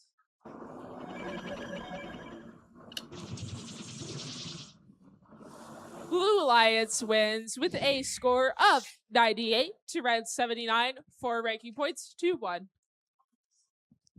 Alrighty, let's meet our teams for qualification match number 19 as they finish up their preparations for the match. Starting off with the Blue Alliance from Norwood, New York, it's team 13361, the Flying Squirrels. Joining them in the blue square from Plattsburgh, New York, it's our number 8 seed, team 8527, Chaos with a Purpose. On the Red Alliance from Tella, New York, it's team 8863, Precision Cut-Ups. Joined by our number 1 seed today, team 13371, Sendy Sandstoners. Sendy right now undefeated today and for the season. All right, Blue Alliance, are you ready? All right, Red Alliance, are you ready?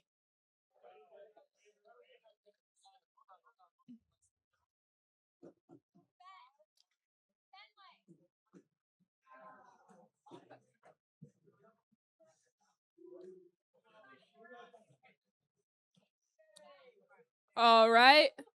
Everybody, all the teams are ready. Referees ready. Scoring ready. All right. Let's randomize. Motif number 3. All right. And let's begin this match in 3, 2, 1. Alrighty, start of the match. We got 3 bots in motion. And immediately we have balls fly. We have artifacts flying. 13, 3, 6, 1. Shooting them. One of them goes into the obelisk. That's the first time I've seen that happen. 13371 Sendy Sandstoners filling up with 4 into their Qualifier. You can see the Red Alliance Qualifier gate is almost open. Hopefully they're able to either fix that or work around it as they continue this match. Meanwhile, on the Blue Alliance, 13661 loading up with their artifacts for their human player, driving across the field, and it looks like they are getting ready to shoot them. One of the 3 made it in. Good job. Over on the Red Alliance, 8863 Precision Cut-Ups appears to be having some technical issues. They're working with their FTA right now, but this may be a match that needs to be carried by Sendy. And 8527 getting ready to launch their artifacts. And as is 13361, their launcher is so fast I can barely see it function. And on the Red Alliance, it looks like things are getting busy. They are getting ready to shoot 2 of their 3 artifacts made it in. And getting ready to load up more for their human player. 13361 and playing a similar strategy to launch 3 purple artifacts into their goal and picking up more from their human player. Over here on the Blue Alliance, we have some technical difficulties with Chaos with a Purpose. Hopefully they're able to get those going. They seem to just have some motion control issues. And 8520, and it looks like The Sandy Sandstoners are shooting more of their artifacts into the goal. And on the Blue Alliance, similar things are happening. 13-361 shooting into the goal. Alrighty, and as we enter the end game, we can see teams getting ready to park.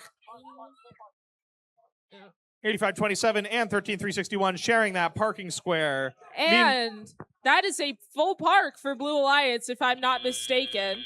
I think I see that wheel on the blue line. Alrighty, let's get the scores for qualification match 19 on the board. And in match number 19, Red wins with a score of 84 to Blues 46. Alrighty, let's meet the teams for qualification match number 20. Starting off with the Blue Alliance from Burnt Hills, New York. It's team 26-453 Mechagoog. And joining them with their robot Orion from Dexter, New York, it's team 13364, the Linear Alliance. Over on the Red Alliance from Wilmington, New York, it's team 31874, Timberbots. Joined from Peekskill, New York by team 12399, Mechanical Devils.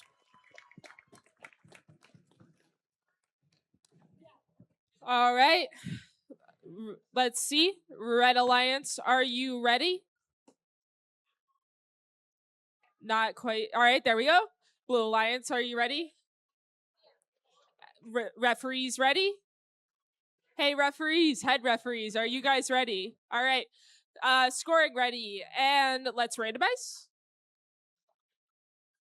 Motif number 2. And there are some exciting team members. Let's get this match started in 3, 2, 1. All right. And we got action on the Blue Alliance with 26-453 employing their strategy of going really close to the goal to get their shoots more consistent. Yeah, over here on the Red Alliance, we can see 31874, the Timberbots, filling in their first motif and scoring 3 more into their Classifier. Drivers, pick up your controllers. 3, 2, 1. As a reminder, each artifact can only be a part of one motif, so even though they would have the correct pattern 2 up, that will not count as a second motif. Yeah. On the Blue Alliance, we have 13364 using their shooting mechanism actually uses 3 flywheels. One is a part of an assembly line sort of mechanism to bring it up to the final set of 2 flywheels that have the power to shoot them long distances. And on Red Alliance, looks like we've got some scoring going on from 31874. Yeah, over here on the Blue Alliance, we seem to be having some issues. Mechagoog working through with their controllers. Hopefully they're able to get that going. We got Justin, our lead FTA, on site. And they seem to be back in it with Mechagoog scoring 3 into their goal. Over on the Red Alliance, you can see the Red Alliance 31874 Timberbots emptying out their Classifier to prepare for even more shots. All right, I'm back. On the Blue Alliance, we've got 26453 loading up for their human player, getting close to be ready to shoot. And we can see some partnership of driving 13364 releasing the gate while their partner goes and picks up more artifacts from across the room. Yeah, over here on the Blue Alliance, we can see Mechago continuing to absolutely fill up that goal, scoring 2 into their goal. You can see even though 3 went in, it does need to land in the goal and travel down into the Classifier to count. Right. Entering endgame here with 15 seconds left in the match. We can see each team parking one robot. We have 31874 beginning their lift. That is the first time we've seen a lifting robot today. With 6 seconds left, hopefully they can make it up in time to fully get underneath. For potentially. FTC. Whoa. Oh, that's going to be a tough call. Just one fully in. Yep. For reference, folks, FTC robots usually weigh, I'd say, about like 30 to 35 pounds, right? 25 to 35. So with that robot lifted pretty much itself up only on 2 sets of slides. I don't think they quite got it high enough was the call I heard, but we'll see later when the score comes up. I think they are going to need to be fully above the other robot for that to count as a double park. And in qualification match number 20, Blue wins with a score of 75 to Red's 68. Alrighty, let's meet the teams for qualification match number 21. Starting off with the Blue Alliance from Ballston Spa, New York, it's team 11607 has Matrix. Joined from Turn, New York by team 27354 Falcons Encoded. Sorry. And over here on the Red Alliance from Mechanicville, New York, we have our new number 1 seed, team 22482 Hippopotabots. And from Peekskill, New York, team 4243, the Iron Devils. Alrighty, folks. Blue Alliance, are you ready?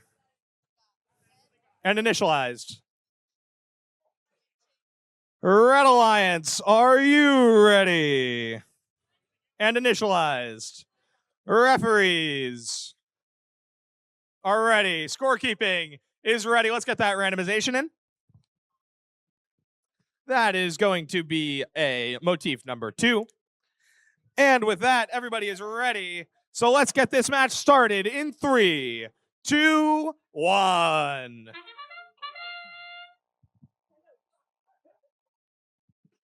Start of the match, we can see our refs ducking for cover from some of these robots. Motif being filled by a ball there. Over on the Red Alliance, we can see 2 in their classifier. Blue Alliance has 1 in their classifier. That is 2 into their classifier. Drivers, pick up your controllers. 3, 2, 1. Start of the teleop period, starting off with the Red Alliance 22482 Hippopotabots scoring 3 into their classifier. Meanwhile, their alliance partner 4243, the Iron Devils, seems to be dead in the water. Let's get an FTA over to them, please.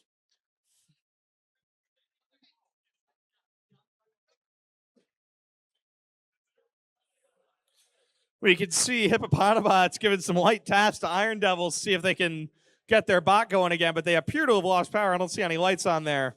Moving over to the Blue Alliance, we can see 11607 has Matrix starting to load their scoring elements, getting ready to shoot. Meanwhile, their alliance partner 27354 Falcons Encoded moving back into the human player area to pick up some more artifacts. Headed back over to the Red Alliance, we can see Hippopotabots continuing to put up a very respectable score on their own, releasing that classifier and getting ready to pick up some more artifacts. Back on the blue, we can see the blue human player communicating with the rest of their team in order to properly load everything in. 4243 does appear to be disabled inside of the blue human player zone. Hopefully that doesn't affect them too badly. Hey, 4243 is back online. They seem to have suffered some kind of technical difficulty earlier, but they're back in the game now and continuing to rack up the points for the Red Alliance.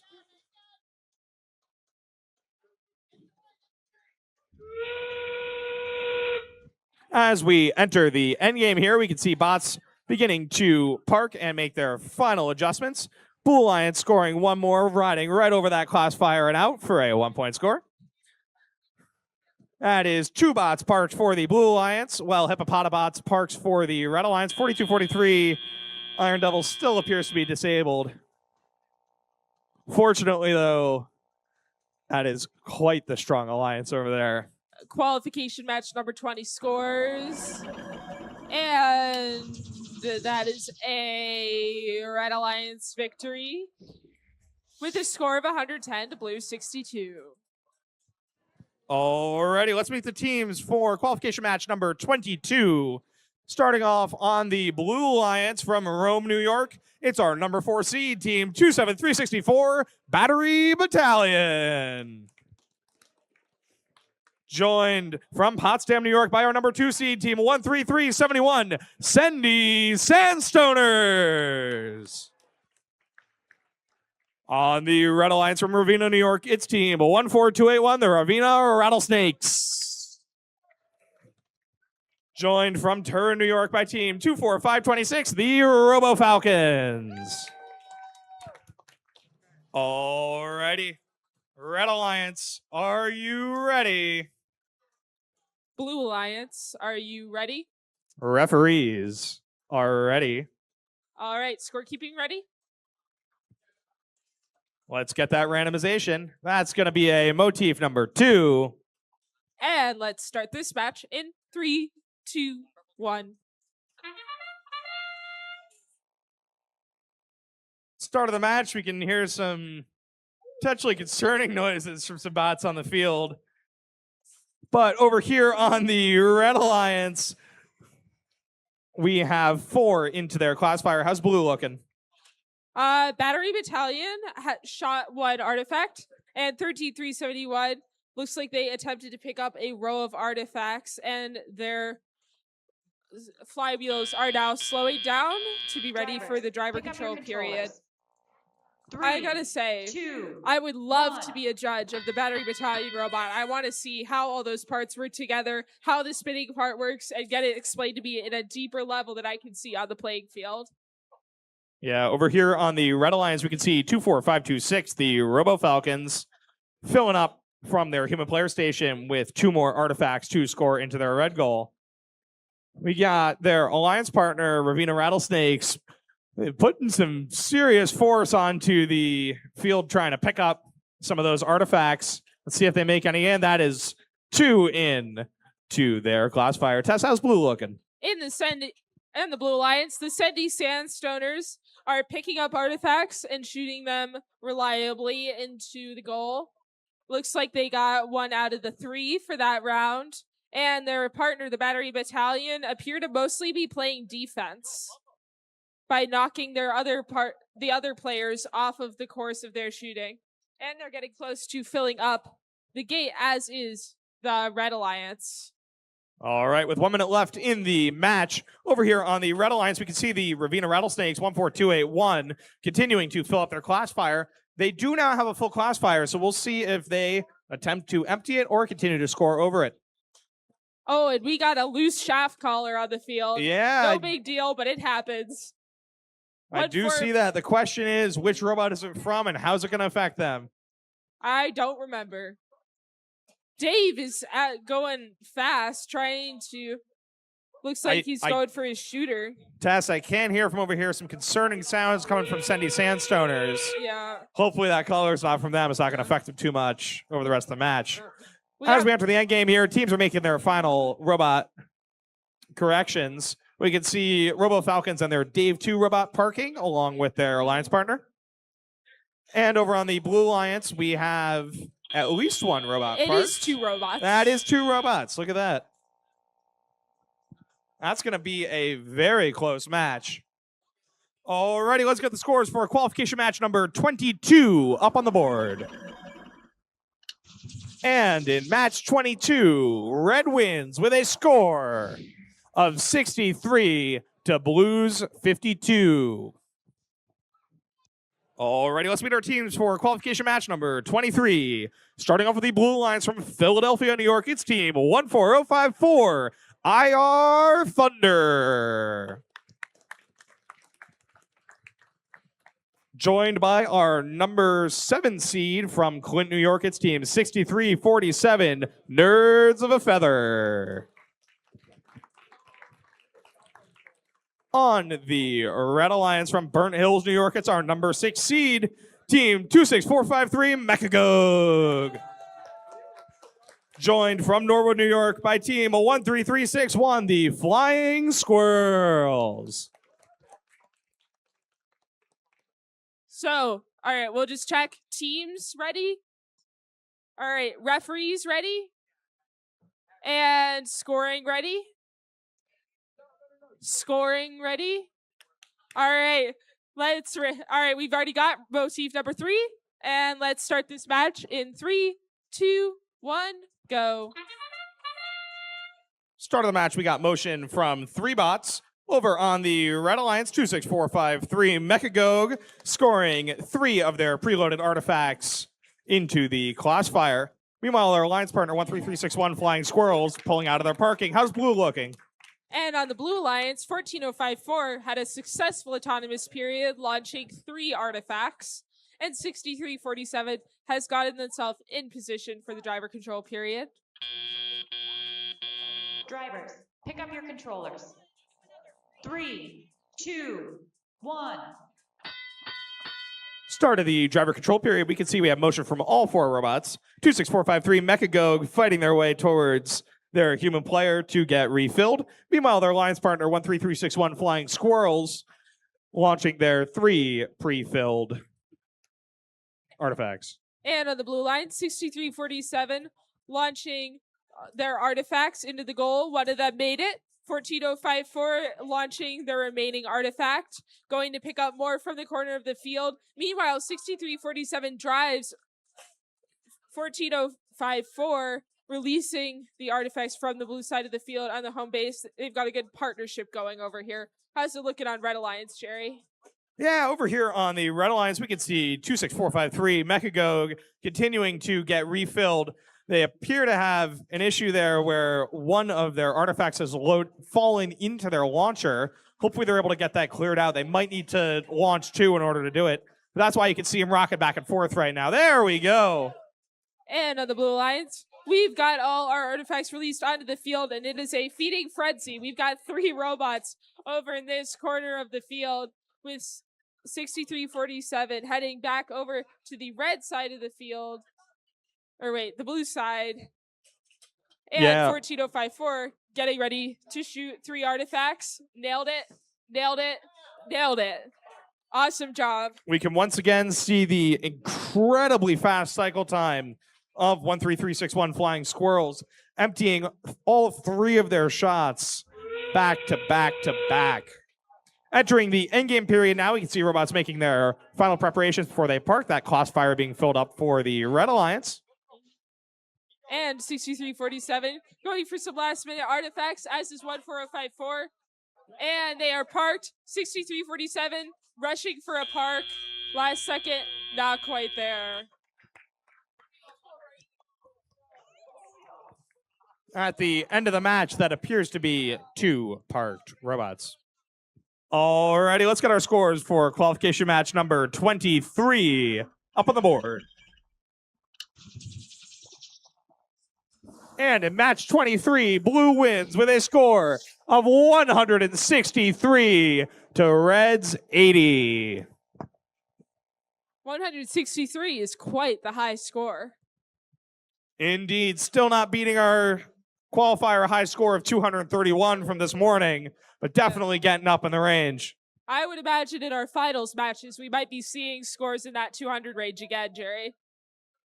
Alrighty, let's get ready to meet our contenders for qualification match number 24.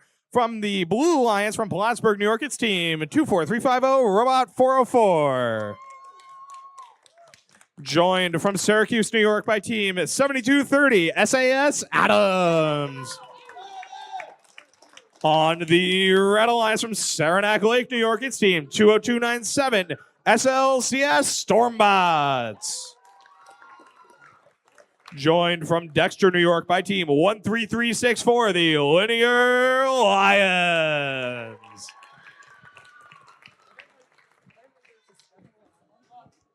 All right, Red Alliance, are you ready? Thumbs up. All right, Blue Alliance, are you ready? Referees ready? Scoring ready?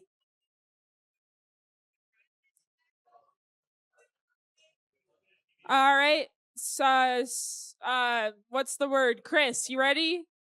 I'm forgetting the word. That is going to we're be pausing. a number 3 motif. We're just trying to fix our TV here and make sure we're good to go for this match.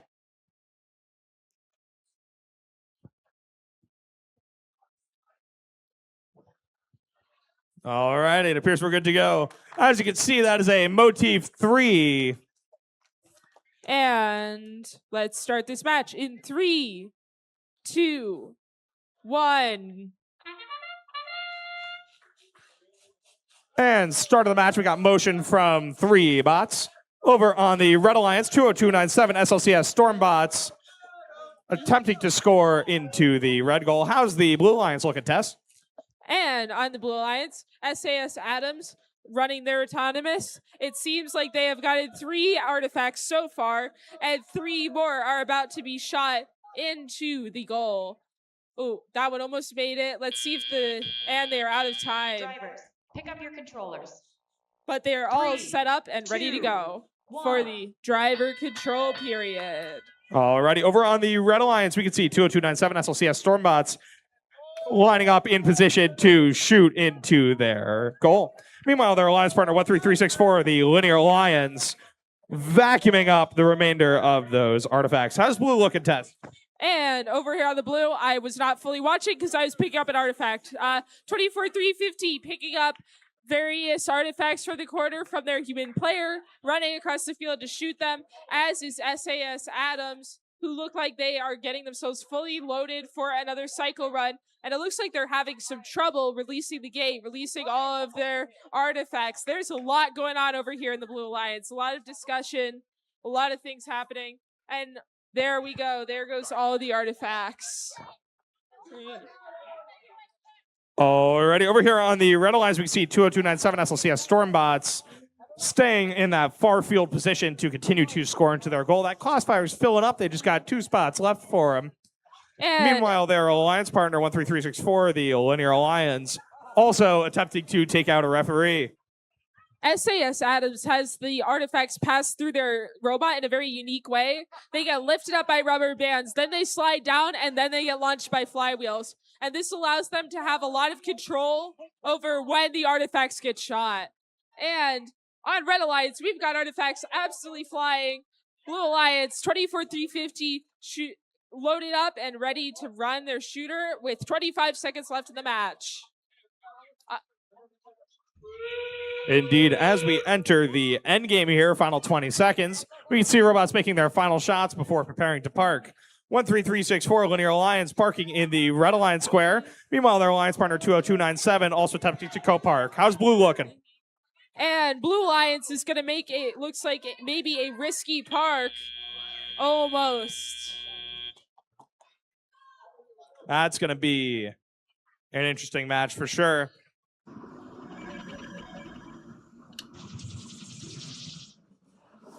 And that is a Blue Alliance win with a score of 85-78, a close match. Alrighty, let's meet our teams for qualification match number 25. Starting off from Parrishville, New York, it's team 19251, the Code Panthers. And joining them in the Blue Alliance from Peekskill, New York, it's team 12399, Mechanical Devils. On the Red Alliance from Messina, New York, it's team 13362, Loose Bolts. Joining them from Lisbon, New York, it's team 31246, Lisbon FTC. All right, Red Alliance, are you ready? Blue Alliance, are you ready? Okay, referees ready? All right, scoring ready? Chris, ready? All right, we are randomized to motif number 1, and let's begin this match. And let's begin this match in 3, 2, 1, go. Not supposed to say go, apparently. Apparently, First gets really mad about that. I will not do it again. All right. And as we begin this match, looks like we aren't seeing a whole lot of activity on the field. That's okay. Sometimes it just works out that nobody's gotten auto during a particular match. We'll just all wait for the start of the driver control period where we can see more about our robots' capabilities. Drivers, pick up your controllers. 3, 2, 1. All right, let the action begin. On the Red Alliance, quickly, a robot lined up to score right away. And meanwhile, in this corner of the field, we've got some defense being played in the lower left. 12399 is rushing across the field to pick up more artifacts so that they can do a cycle. And their partner is getting ready to shoot more into the Red Alliance goal. And they use a unique lineup system of putting themselves directly by the goal. And what I would imagine they make up for travel time with increased consistency. On the Blue Alliance, we have 12399 getting their intake up to speed again and shooting a artifact. And it looks like they are going to do that again. Let's see if they can make it. And we have another artifact for the Red Alliance, scored by 131246. And we got the Blue Alliance 12399. Looks like their intake has gone a little bit twisted. Although it looks like they've untwisted it. This might be a common issue that they know how to fix. On the Red Alliance, it looks like we've got 31246 coming in for more artifacts from their human player, looking to launch them into the goal. I love the optimization of their robot for that particular position. I think it's a really interesting strategy that, if perfected, could lead to a lot of success in the long run. 12399 getting ready to shoot. With 20 seconds left of the match, robots might be going for the park. They might not. Let's wait and see. 12399 shooting another cycle. And 13251 looks like they are parking. And Red Alliance looks like they are attempting to park, but having trouble due to their drivetrain. And the match ends with 2 robots parked for blue, 1 for red. Alrighty, let's get the scores for qualification match number 25 up onto the board. And in match 25, blue wins with a score of 97 to red's 42. Blue taking home 4 ranking points, with 45 of those 97 points being fouls. All right, let's meet our teams for qualification match number 26. On the Red Alliance, we have 7420 Mecha Spartans. And team 8527 Chaos with a Purpose. On the Blue Alliance, we have team 13359 St. Lawrence Stingers. And team 31874 Timberbots. All right. Let's give teams a moment. All right. Blue Alliance. No, not yet. All right, let's give them another second. All right.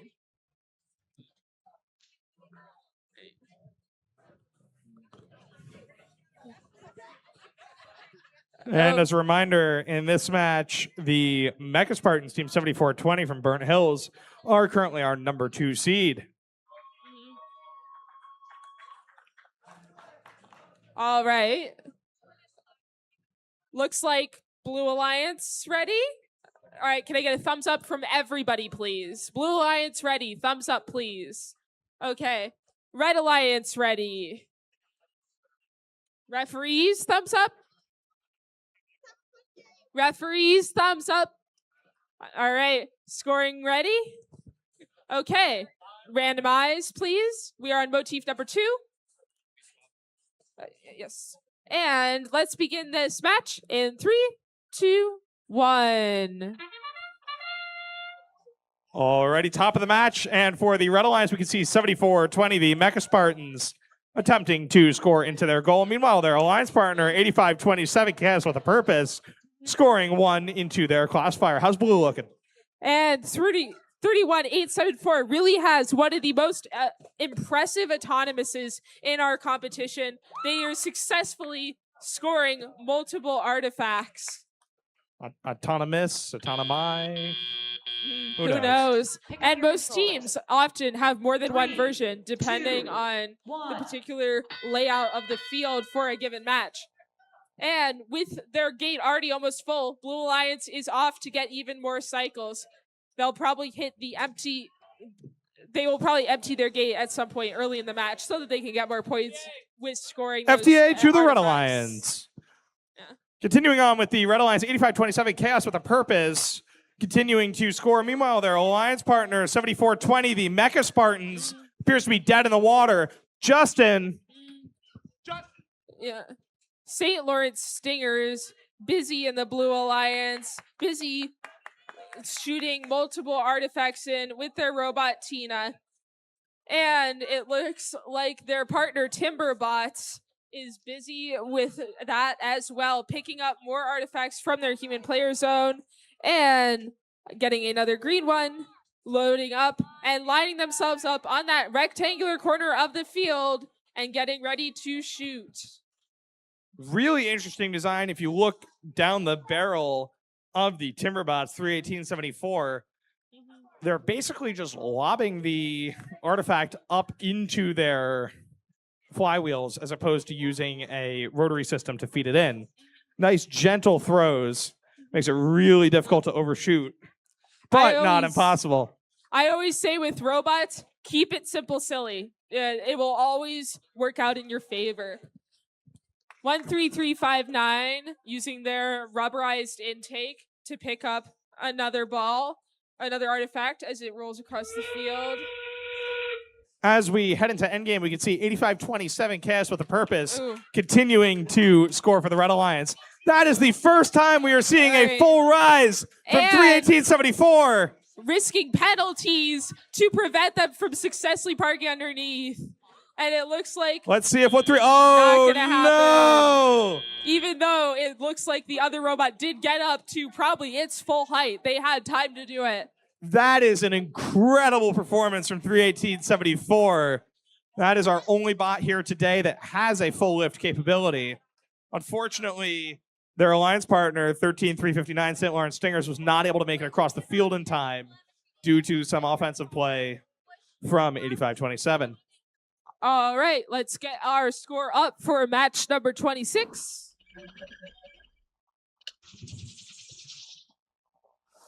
That is a Blue Alliance victory with 91 versus Reds 48. And Blue Alliance got 5 ranking points, an impressive number. I would say that the average for the day for the winning team is 4. Alrighty, folks, let's meet the teams for qualification match number 27. Starting off with the Blue Alliance from Tully, New York, it's team 8863 Precision Cut-Ups. Joined from Boston Spa, New York by team 11607 Has Matrix. And on the Red Alliance, our number 7 seed from Turin, New York, it's team 11975 Robo Falcons Black. Joined from Philadelphia, New York by our number 6 seed, team 13357 IR Lightning. Blue Alliance, are you ready? Can I see a thumbs up, please? I need the visual. All right. Red Alliance, are you ready? Okay. Referees, are you ready? And scoring ready? All right, let's randomize. Motif number 3. Wrong one. There we go. Oh, and there's still the artifact under there. All right. Let's get this match started in 3, 2, 1. Start of the match, I'm having to get out of the way a little bit there. We can see for the Blue Alliance, 11607 Has Matrix beginning their launches, along with their alliance partner, 8863 Precision Cut-Ups. And 8863 over here immediately having some success with their shooting mechanism. They got 2 of their 3 artifacts into the goal. On Red Alliance, looks like Olympia is loading up again. Pick up your controllers. 3, 2, 1. And start of the teleop period, we have motion from all 4 robots. Over on the Red Alliance, 13-357 IR Lightning, almost taking out one of our field resetters. Meanwhile, their alliance partner, 11975, the Robo Falcons Black, continuing to scoop up the artifacts. Meanwhile, on the Blue Alliance, 8863, busy releasing the other team's artifacts so that they might have something to pick up with their intake. Technically a legal strategy. And let's see, what is their alliance partner doing? They're ones with a wooden and bent metal robot that a lot of this robot looks custom. 11607 getting ready to launch their artifacts up into the corner of the field. Over on the Red Alliance, 11975, Robo Falcons Black, continuing with their paddle mechanism to launch up into their goal, filling up their classifier. And 8863 launching artifacts with absolute vigor from across the field as their human player helps their intake be feeded with new artifacts. We can see the Red Alliance releasing their classifier again, so they now have a fresh set of artifacts to play with. And on the Blue Alliance, 8863 lining themselves up so that they might be able to shoot in several artifacts into the goal. And it looks like they are getting themselves even closer. 11607 attempting several of their artifacts. It might be kind of hard to tell on the webcast, but you can see on the front of 8863's turning system, there's a little black box with a flashing light. That's called a limelight unit. That's a computer vision sensor that's designed to track those April tags, those black and white modules that are sitting on the front of all of our goals. And entering the end of the end game, it appears that we have 4 parked bots. Alrighty, let's get the scores for qualification match number 27 up on the board. And in match 27, Red wins with a score of 148 to Blues 76. Alrighty, let's meet our team. Starting off in the Blue Alliance, our #1 ranked seed from Mechanicville, New York, Team 22482 Hippopotabots. Joined by the #2 ranked seed from Clinton, New York, it's Team 6347 Nerds of a Feather. And in the Red Alliance from Dexter, New York, it's Team 13364 Linear Lions. Joined from Turin, New York by Team 24526 the Robo Falcons. Looks like we are back at it. Looks like the field is back in one piece. Let's meet our teams, Jerry. Oh, already done.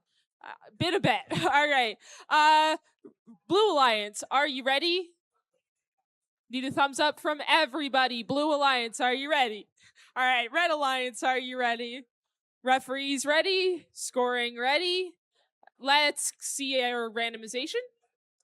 Motif #1, still by far the least popular motif. It's supposed to be random, we swear. All right, let's begin this match in 3, 2, 1. Alrighty, and we can see our bots starting to spin up over here on the Red Alliance, 24526, the Robo Falcons launching 2 into their goal. Meanwhile, their alliance partner, Linear Lions. And on the Blue Alliance, the Hippopotamus launching a lot of artifacts. Some of them hitting our volunteers, some of them going in and getting scored. With 6 total artifacts for the Blue Alliance, that's a strong start to their match. Pick up your controllers.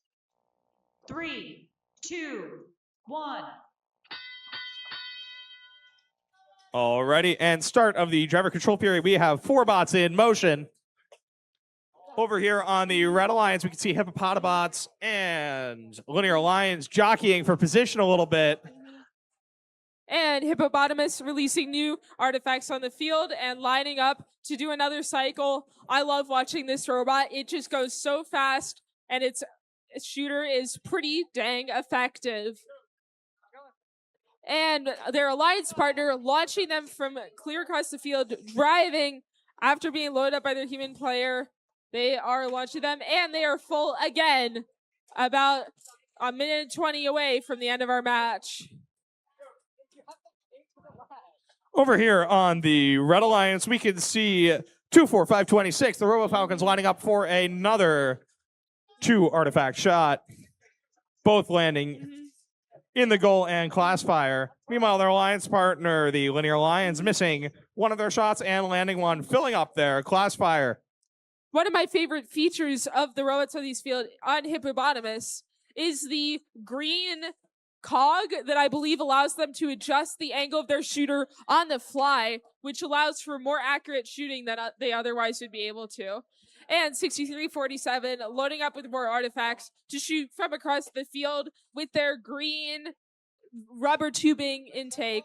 And Hippopotamus releasing even more artifacts while Red Alliance tries to pick up those that are in their parking zone. This is going to be a rushed end to the match, folks. 6347, multiple minerals, 1 minute, multiple artifacts, one hits the TV. How's Red Alliance doing, Jerry? We're doing pretty well over here on the Red Alliance. Our Classifier is nearly filled up with just 1 spot left. We can see the red bots are parking, as are the blue bots, as we end the match. And that is 3 out of the 4 robots parked. Alrighty, let's get the scores for qualification match number 28 on the board. And in match number 28, blue wins with a score of 129 to Reds 87. Alrighty, let's meet our teams for qualification match number 29. Starting off with the Blue Alliance from Syracuse, New York. It's team 7230 SAS Adams. Joined from Norwood, New York by team 13361, the Flying Squirrels. On the Red Alliance from Turner, New York, it's team 27354, Falcons Encoded. Joined from Burnt Hills, New York by team 7420 and our number 7 ranked seed, the Mecha Spartans. Alrighty, Blue Alliance, are you ready? Red Alliance, are you ready? Referees are ready. Scorekeeping is ready. Let's get that randomization. That is a motif number 1.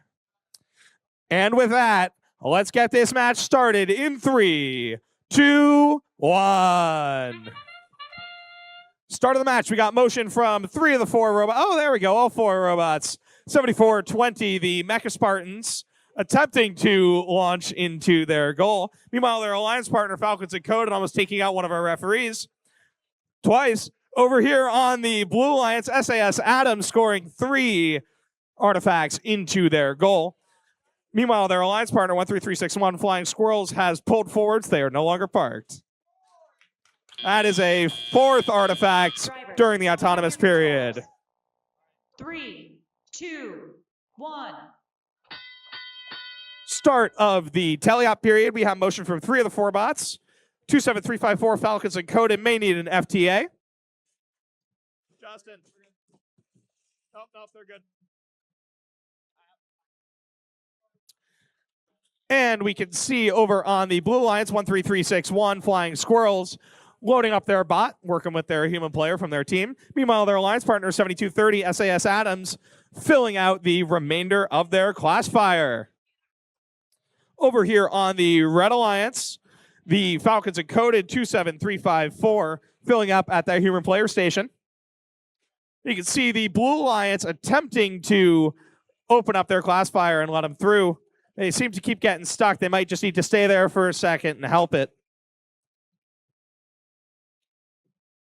Back on the Red Alliance, 7420, not to miss an opportunity, stationed right at the base of that Blue Alliance Classifier to scoop up 3 artifacts. Some major robot-on-robot contact here on the Red Alliance side.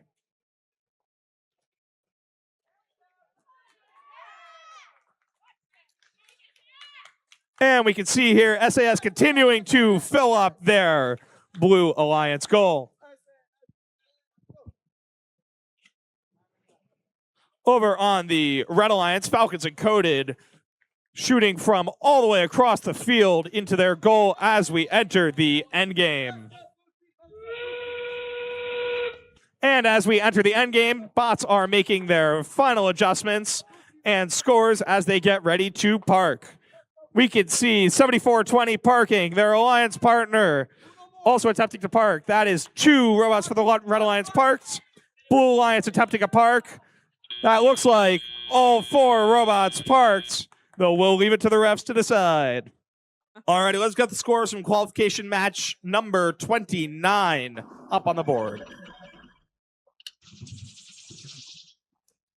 Blue wins with a score of 112 to Reds 70. Alrighty, let's meet our teams for qualification match number 30. Starting off with our number 4 seed on the Blue Alliance from Turn, New York. It's team 11975, Robo Falcons in black. Joined from Lisbon, New York by team 31246, Lisbon FTC. On the Red Alliance from Ravenna, New York, slithering into the competition, it's team 14281, the Ravenna Rattlesnakes. Joined from Wilmington, New York, team 31874, Timberbots. All right.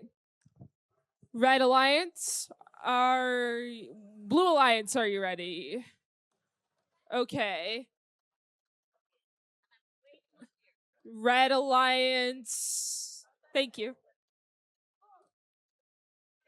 Red Alliance, are you ready? All right. Referees ready? Scoring ready? All right, randomize. Motif number 1. And let's begin this match in 3, 2, 1. Start of the match, we got motion from 3 bots. Over here on the Red Alliance, 31874, the Timberbots cycling through and scoring a total of 4 into their classifier. How's Blue looking, Tess? Blue's doing pretty good. 11975 has shot 2 artifacts into the goal and succeeded, and 2 that went out of the field for a 50% success rate. Successful for an autonomous period portion of the match. 3, 2, 1. And as we enter the teleop period, we have all 4 robots in motion. Over here on the Red Alliance, we can see the Ravenna Rattlesnakes once again working to pick up some artifacts from up against their goal, scoring a total of 3, 4, 5 across the Alliance ship and emptying their classifier. Meanwhile, on the Blue Alliance, 11975 is using their unique flipping arm to successfully shoot multiple artifacts into the goal. And it looks like their row is completely full. 31246 going to hit their arm and release all the artifacts into the field. Yeah, back over here on the Red Alliance, we can see 14281, the Ravenna Rattlesnakes, sidewinding their way around the arena to try and get a good position to shoot from. Meanwhile, their alliance partner, 31874, able to shoot right from center on the field, filling up their classifier once again. All right, and on the Blue Alliance, we have 31246 successfully flipping up. These robots make a good pair. Their strategies seem to line up well. Meanwhile, 31246 picking up 2 more artifacts. Their robot can only hold 2 artifacts at one time due to their unique flipping mechanism, but it does have a very successful rate of successfully scoring. Over here on the Red Alliance, we can see Red entering the endgame with a full classifier. And we might see our first successful double stack. Yeah, we can see of the 318.74 is headed up. 14.281 entering underneath. That is our first double stack of the day. It's electric in here, What folks. a performance from the Red Alliance. And I will say, nice job, you guys. All righty, let's get the scores for qualification match number 30 up on the board. And in match number 30, Red wins with a score of 116 to Blues 81. That's 4 ranking points towards 31874 and 14-281. Alrighty, let's meet our teams for qualification match number 31. Starting off from Rome, New York, it's team 27364, Battery Battalion. Joined from Saranac Lake, New York, team 20297, SLCS Stormbots. And over here on the Red Alliance from Ballston Spa, New York, it's team 11607 has Matrix. Joined from Peekskill, New York by team 12399, the Mechanical Devils.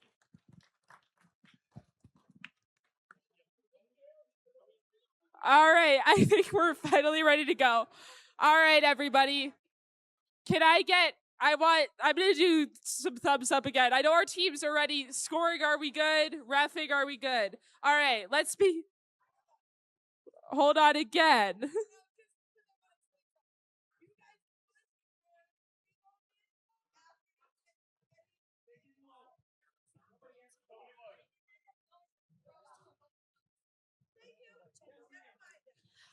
All right, let's start this match in 3, 2, 1. Alrighty, start of the match. We have both Red Alliance bots moving into position. You can see them walking on to that April tag on the red goal, trying to get set up for a shot. 11607 has Matrix making their first, second, and third shot, successfully matching the motif in their classifier. Meanwhile, Storm Surge successfully launching one of their artifacts despite other technical difficulties in their autonomous from hitting another robot and not being preloaded properly. Alrighty, start of the teleop period. We have motion from all 4 bots. 12399 Mechanical Devils picking up their first 2 artifacts to score into the goal. And Storm Surge has lined themselves up almost there. And 1, 2, 3 of their cycle. The third one was really close. Hopefully they'll have more success on their next cycle. Meanwhile, the Battery Battalion is over on the red side of the field playing a bit of defense. And it looks like the red side is having some tactical difficulties. Oh wait, they are back up and running. Looks like 12399 is up and running, as are the Battery Battalion. And we've got all 4 robots moving. And 2297 scoring several artifacts in the goal. Over here on the Red Alliance, we can see 27364 Battery Battalion from the Blue Alliance accidentally scoring into the red goal. Over here on the Blue Alliance, we have artifacts flying all over the place. 2297 getting themselves lined up again for another cycle. Let's see. Really close. Oh, that one just bounced right off our referee's head and he didn't even react. All right. Over here on the Red Alliance, 12399 Mechanical Devils scoring into their goal. Unfortunately, because their classifier is almost full, they do keep rolling out. It looks like we're going to need an FTA over to the Blue Alliance.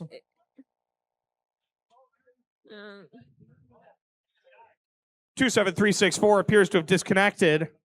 Hopefully they're able to restart and get out of that red square. There we go, clearing. Let's see if they can park it. Oh, yeah. And it looks like red does have 2 robots parked. Yeah, Blue we with have one one. blue bot parked over here. All right, let's get that score up for match number 31. And it is a Red Alliance victory with a score of 130-44. With 5 ranking points for red and none for blue. Alrighty, as we get ready for qualification match number 32, let's meet our teams.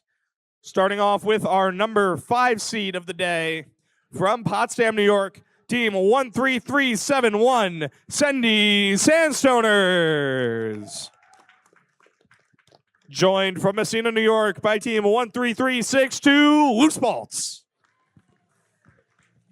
And on the Red Alliance from Brazier Falls, New York, team 13359, St. Lawrence Stingers. Joined from Philadelphia, New York by 13357, our number 4 seed, IR Lightning. Blue Alliance, are you ready? Red Alliance, are you ready? Referees, are you ready? Scoring ready? Let's randomize. Motif number 1. All right. And let's begin this match in 3, 2, 1. Blue Alliance is off. The Sendy Sandstoners immediately running their auto. 2 of the 3 artifacts. Balls are And- flying everywhere. We can see 13359 St. Lawrence Stingers launching their first 2 shots into their goal, attempting to pick up some more. Meanwhile, their alliance partner, IR Lightning, attempting to shoot, but taking out some controllers instead. On the Blue Alliance, 13371 shot 3 more artifacts, 2 of which were Drivers, pick up your successful. controllers. 3, 2, 1. All right, and it's the Sendy Sandstoners immediately picking up 3 artifacts, rushing across the field to make their shots. And it looks like their partner is playing defense against the Red Alliance as they attempt to make more shots. Olympia going for several shots. Looks like they've loaded up 2 artifacts and are shooting them into the corners successfully, while 13362 tries to shove them off course. Yeah, over here on the Red Alliance, 13359 continuing to attempt to score into their goal. They appear to be having some issues with the speed of their flywheels, preventing them from adequately launching their artifacts. Meanwhile, Sendy Sandstoners is showing off their super reliable shooting mechanism. Their flywheel combined with a custom 3D printed launching mechanism, launching ramp, is proving to be very, very effective in practical use. Meanwhile, their alliance partner playing yet more defense, and Olympia able to shoot anyway. Tina also trying, but it turned out just a little bit too low. 13371 going for another shot into the goal, and the artifacts are just going everywhere. Back to you, Jerry. Over here on the Red Alliance, we can see 13359, the St. Lawrence Stingers, doing their best to line up for a shot.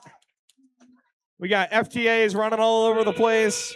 A lot of stuff going on here as we get ready for endgame. Meanwhile, 13357 IR Lightning scoring yet again into the Classifier. And you can see on Blue Alliance, they're strategizing about how to best get everybody parked, while the Red Alliance does the exact same thing. And that is the match. How many robots do you think we have parked, Jerry? That is definitely 4 robots parked. Awesome. The debate right now for the Blue Alliance is whether Sendy Sandstoners is fully in that square or not.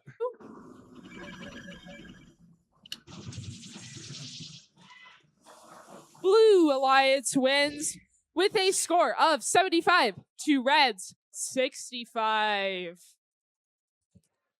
Alrighty, as teams make their final preparations for match number 33, let's meet our teams. Starting off with the Blue Alliance from Tully, New York, it's team 8863 Precision Cutups. Joined in the blue square from Burnt Hills, New York by team 26453 Mechagoog. And in the Red Alliance from Parrishville, New York, it's team 19251 Code Panthers. Joined from Peekskill, New York by team 4243 Iron Devils. Okay. Blue Alliance, ready? Can I see thumbs up from Blue Alliance? I don't know about your partner team. Oh, they're good? All right. Red Alliance, ready? Referees, ready? Scoring, ready? Let's randomize. Motif number 1.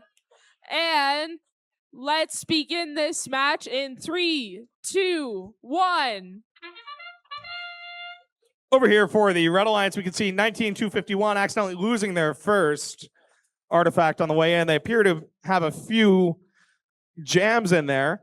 Team 4243, the Iron Devils, attempting to land in their goal.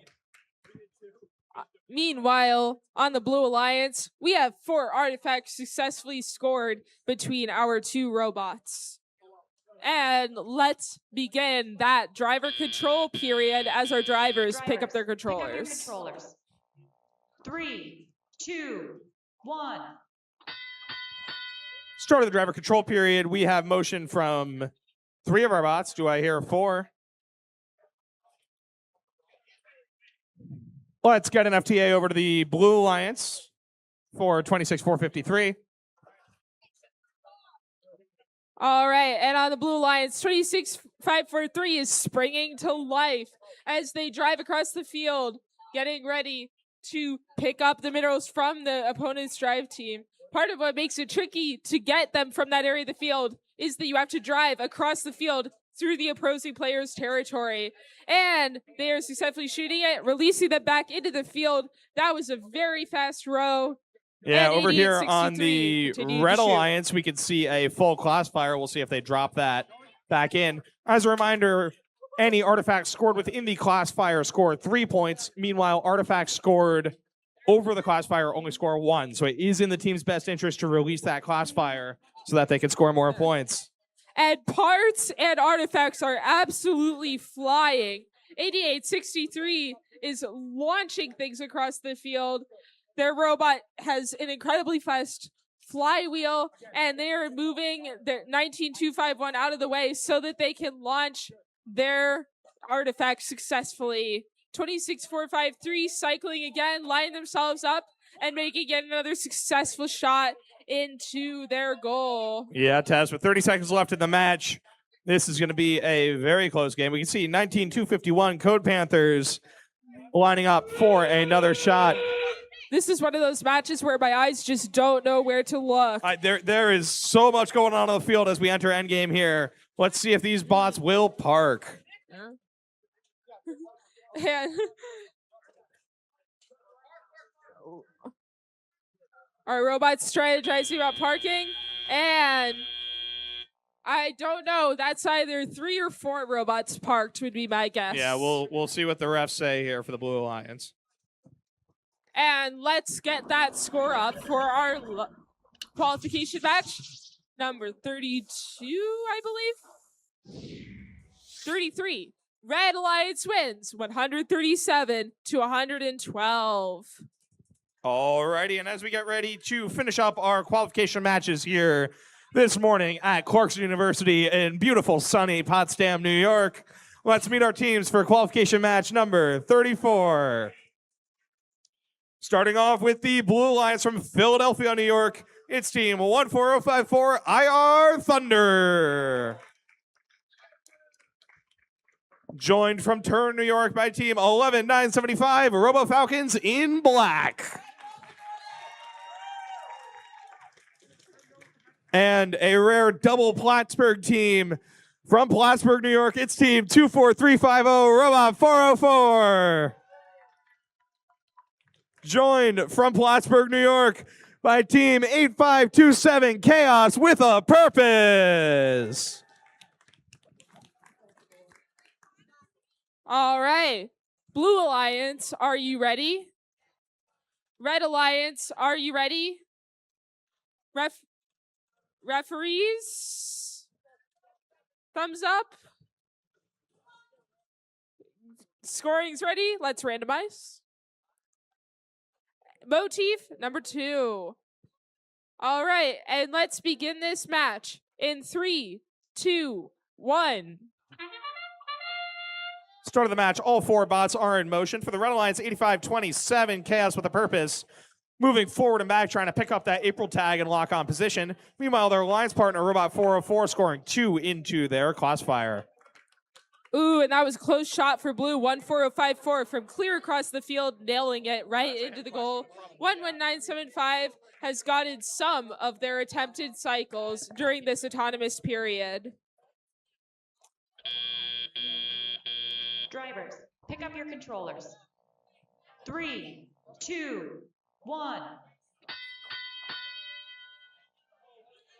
And we've immediately got entanglement on the blue side. Looks like a rubber band from one team's mechanism has gotten stuck in the intake of another. Let's see how these teams can communicate to resolve situation. This.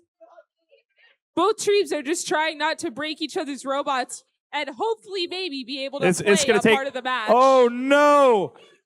It appears that these bots are starting to come apart, but not at the expense of 14054. They appear to have lost their entire intake. That's not to worry, though. They will still be able to score as their bot can accept elements from their human player. Over on the Red Alliance, 24350 Robot 404 filling up their Classifier and going in for another shot. Meanwhile, 8527 Chaos with a purpose having a little bit of a jostle with the Blue Alliance. Right. And in the Blue Alliance, both robots are finally free of each other. 14054 will just have to rely more heavily on their human player. A benefit of that is that you do have a backup intake. And they successfully made one of their 3 shots. And their alliance partner continuing to utilize their mechanism as they normally would with the flipper, hitting the artifacts through the flywheels at the top. Yeah, so we can see here on the Red Alliance, we just had one of our elements bounce into the Classifier. Unfortunately, that does not count if it doesn't go through the goal and square. And 11975 lining themselves up to shoot 2 purple artifacts. Successful number 1 and successful number 2. It's quite the reliable mechanism. As we enter the end game, we can see 14054 has parked for the Blue Alliance. Given that their intake's broken, there's not much they can do. Their alliance partner coming in to get some final shots and then park. All right, and 11975 trying for a final shot. It misses, but they make the park in the last second of the match. And let's get the scores for qualification match number 34 up on the board. In match number 34, Red wins with a score of 75 to Blue's 69. That is a really close game there. Red earning 4 ranking points, Blue earning 2. We'll be back with you momentarily. It's now time for us to move on to the playoff portion of our competition. But first, with 27 teams competing today, we need to form 6 alliances that will compete to become the DECODE presented by RTX winners here at the Clarkson University Qualifier. Here's how we're going to select alliances. First, we're going to be announcing the top 6 ranked teams as alliance leads. Each of these teams will have a student representative, the alliance captain, come join me out here. The first selection will begin with the highest ranked team based on performance in the qualification matches. After the number 1 ranked team makes their selection, the next highest ranked and unpicked team will make their selection. We'll continue this process until we have 6 complete alliances. Each alliance will be made up of 2 teams. After a captain extends an invitation to join their alliance, one representative, you folks, from the team will join and either accept or decline the invitation. If a team declines an invitation to become an alliance partner, the team may not be invited to join any other alliance. The declining team does not, however, lose their right to select if they become an alliance captain. For example, if the number 1 ranked team picks the number 6 ranked team and they decline, the number 6 ranked team keeps the right to be an alliance captain, and the number 1 ranked team will need to extend the invitation to another team. The number 6 ranked team cannot be invited to join another alliance. If the 6th ranked team accepts the invitation, the next highest ranked team would move into the 6th position. Throughout the day, teams have been scouting each other to evaluate strengths, weaknesses, and possible collaborative strategies in the playoff rounds.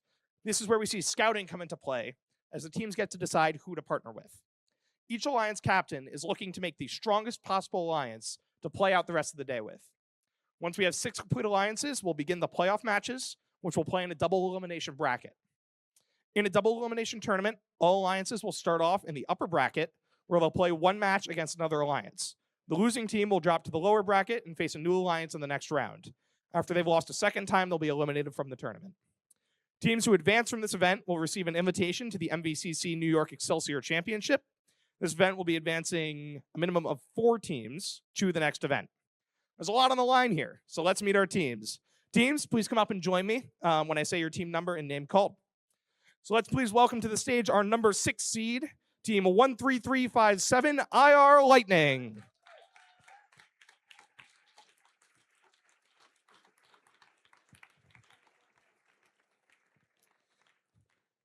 And now please welcome the number 5 seed, team 14281 Ravenna Rattlesnakes.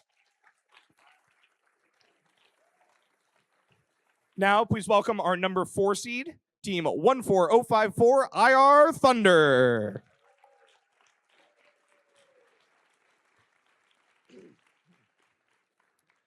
Please welcome the number 3 seed team, team 13371 Sendy Sandstoners. And now please welcome the number 2 seed, team 6347 Nerds of a Feather. And finally, our number 1 seed of the day. Congratulations, team 22482 Hippopotamus. Now, our number 1 seed is going to make their first pick. Which team would you like to invite to join your alliance? Team 22482 Hippopotamus would like to graciously invite Team 31874 Timberbots.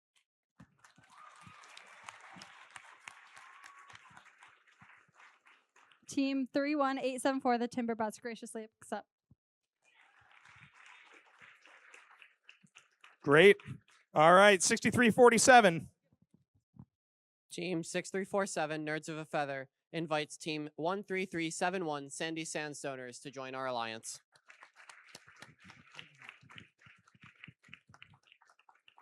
Team 13371 Sandy Sandstoners graciously accepts. Alrighty.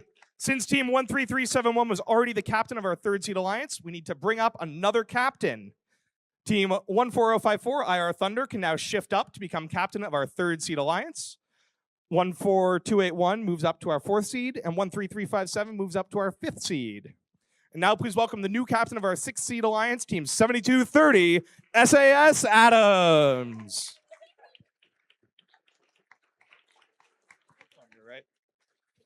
Alrighty, IR Thunder. Team 14054 IR Thunder would like to graciously invite Team 11975 Robo Falcons in Black.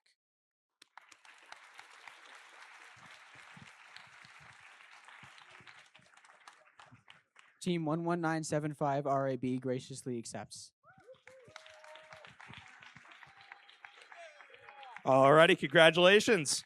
Team 14281 Ravenna Rattlesnakes. Team 14281 Ravenna Rattlesnakes graciously invites Team 26453 Mecha Goj to join the alliance.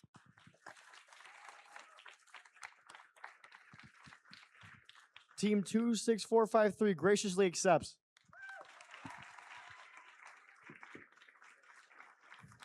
Alrighty, 13357 IR Lightning.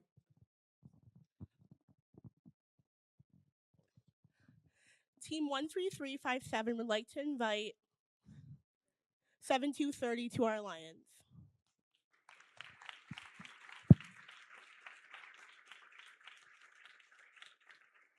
Team 7230 SAS Adams graciously declines.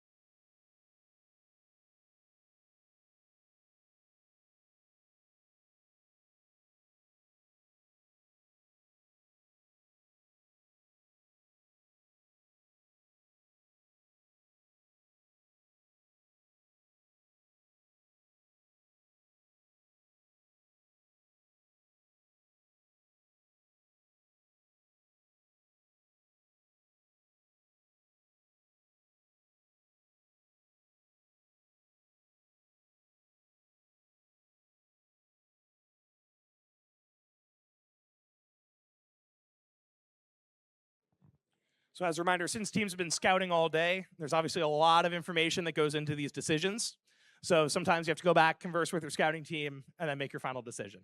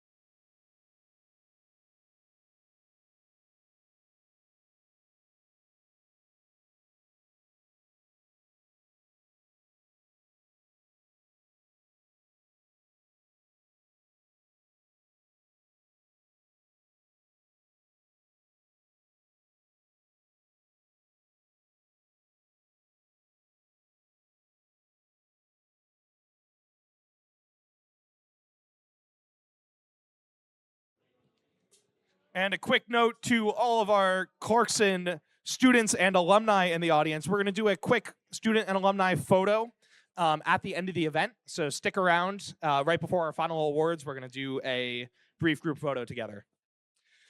In terms of our logistics for the rest of the day, once we are done with alliance selection, we're going to ask that all of your drive teams please come meet us down here. We're going to do a brief driver meeting. Also, bring your robots for reinspection at that time. All right.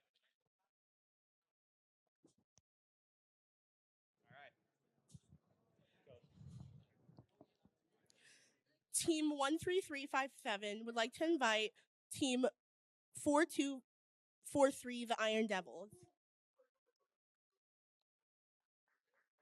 Wait, can I change my choice? What? Can I change my choice? Or You no? want to change your choice? Wait.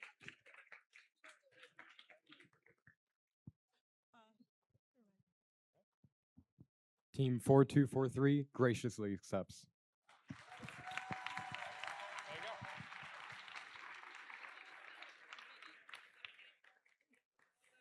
Yeah, that's fine.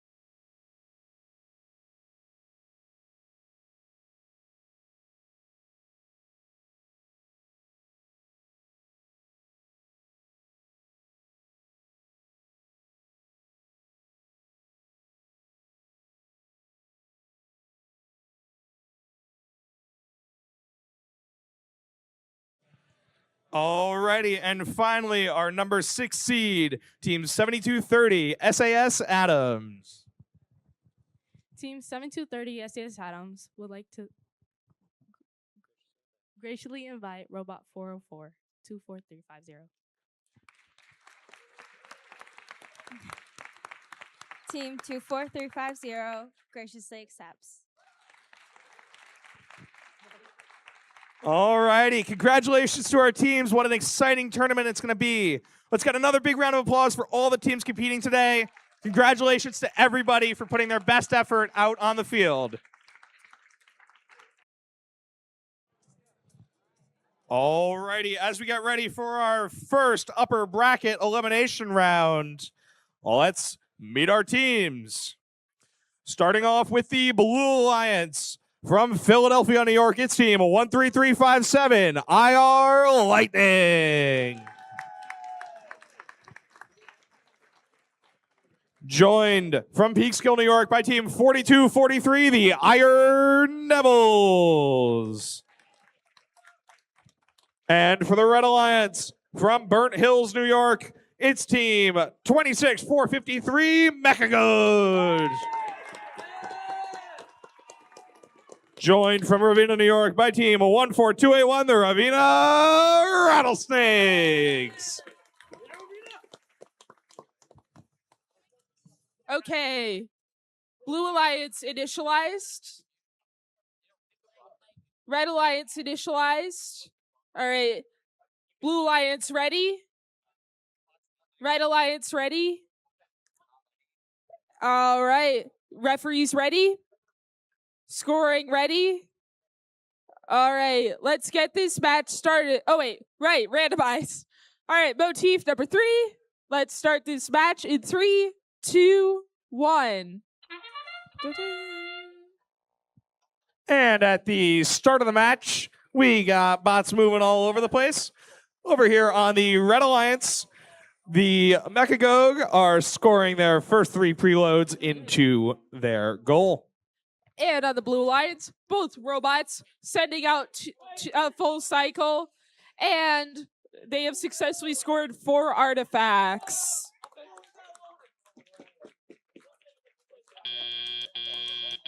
Drivers, pick up your controllers. 3, 2, 1. It is 27-22 as we head into our teleop period.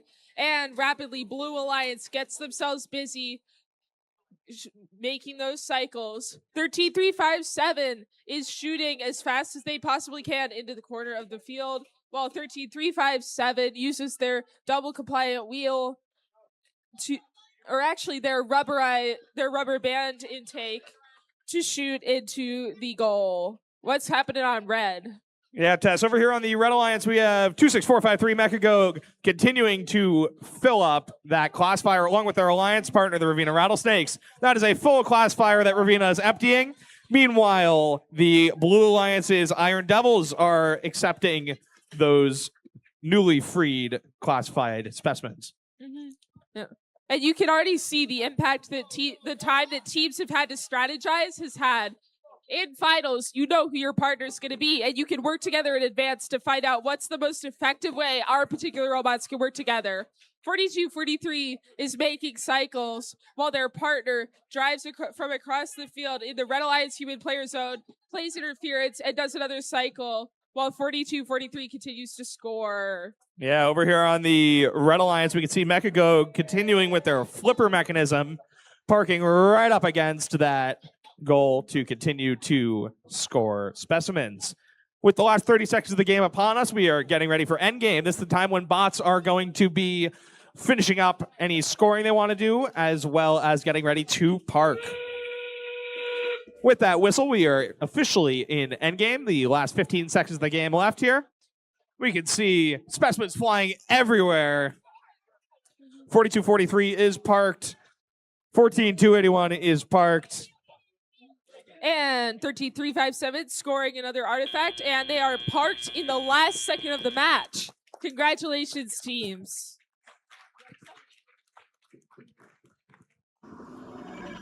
And in playoff match number 1, Red wins with a score of 116 to Blues 85.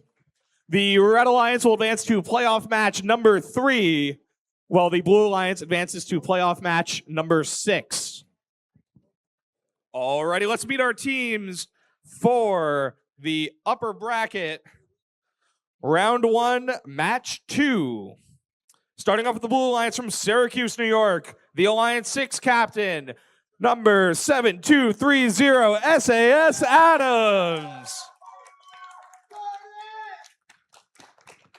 And joining them in the blue square from Plattsburgh, New York, it's team 24350 Robot 404. On the Red Alliance from Philadelphia, New York, our Alliance 3 captain 14054 IR Thunder. Joined by from Turin, New York, team 11975 Robo Falcons in black. All right. Teams ready. Refs ready. Scoring ready. We are randomized and it's correct. Let's begin this match in 3, 2, 1. And at the start of the match, we have motion from all 4 robots.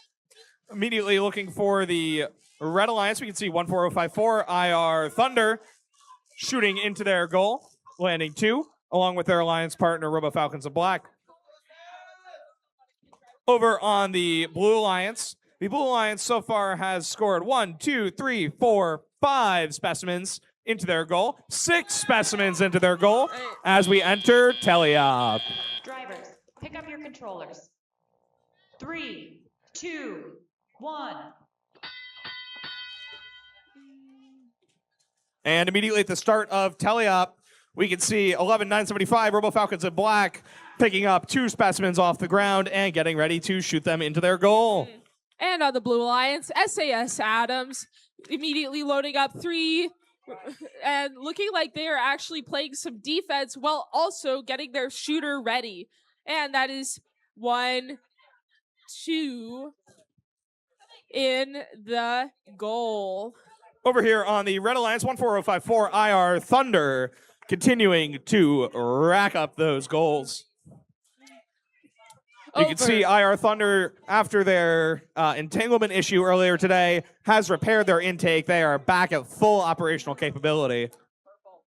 And on the Blue Alliance, 7230 SAS Adams is busy picking up a green artifact to get it into the goal. 24350 is getting over to their Alliance's human player zone to be loaded up to make another cycle. And SAS Adams loads another artifact to almost completely fill in the role. With 1 more, it'll be full. And we have a second full classifier over here for the Red Alliance.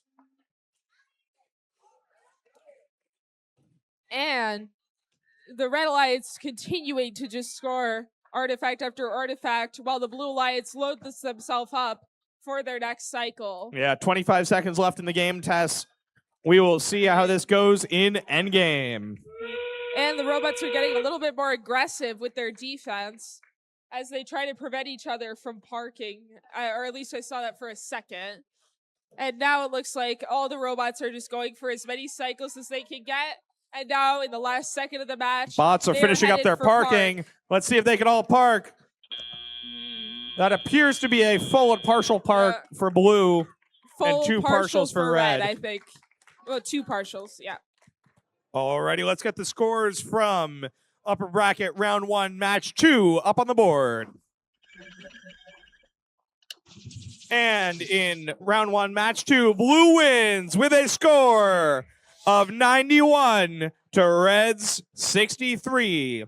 Blue Alliance will advance to playoff match 4. Red Alliance will advance to playoff match 5. Alrighty, let's meet our teams for match number 3. Starting off with the Blue Alliance, headed up by Alliance captain from Ravenna, New York. It's team 14281, the Ravenna Rattlesnakes. Joining them in the blue square from Burnt Hills, New York, it's team 26453, Mechagoog. And on the Red Alliance, captaining the Alliance from Mechanicsville, New York, it's team 22482, Hippopotamus. Joined from Wilmington, New York, team 31874, the Timberbots. All right. Red Alliance, ready. Okay. Referees, ready. Blue Alliance. All right. Scoring ready. Okay, let's randomize. Motif number 2. And all right, let's start this match in 3, 2, 1. Start of the match, we got motion from 3 of our bots. Over here on the Red Alliance, we can see Hippopotamus 22482 setting up their first classifier, unfortunately knocking that gate open, but not to worry, they're placing plenty more in there. Meanwhile, their alliance partner 31874 attempting to score and loading up. And over on the Blue Alliance, 26453 scored 3 artifacts using their reliable autonomous Drivers, pick up your controllers. 3, 2, 1.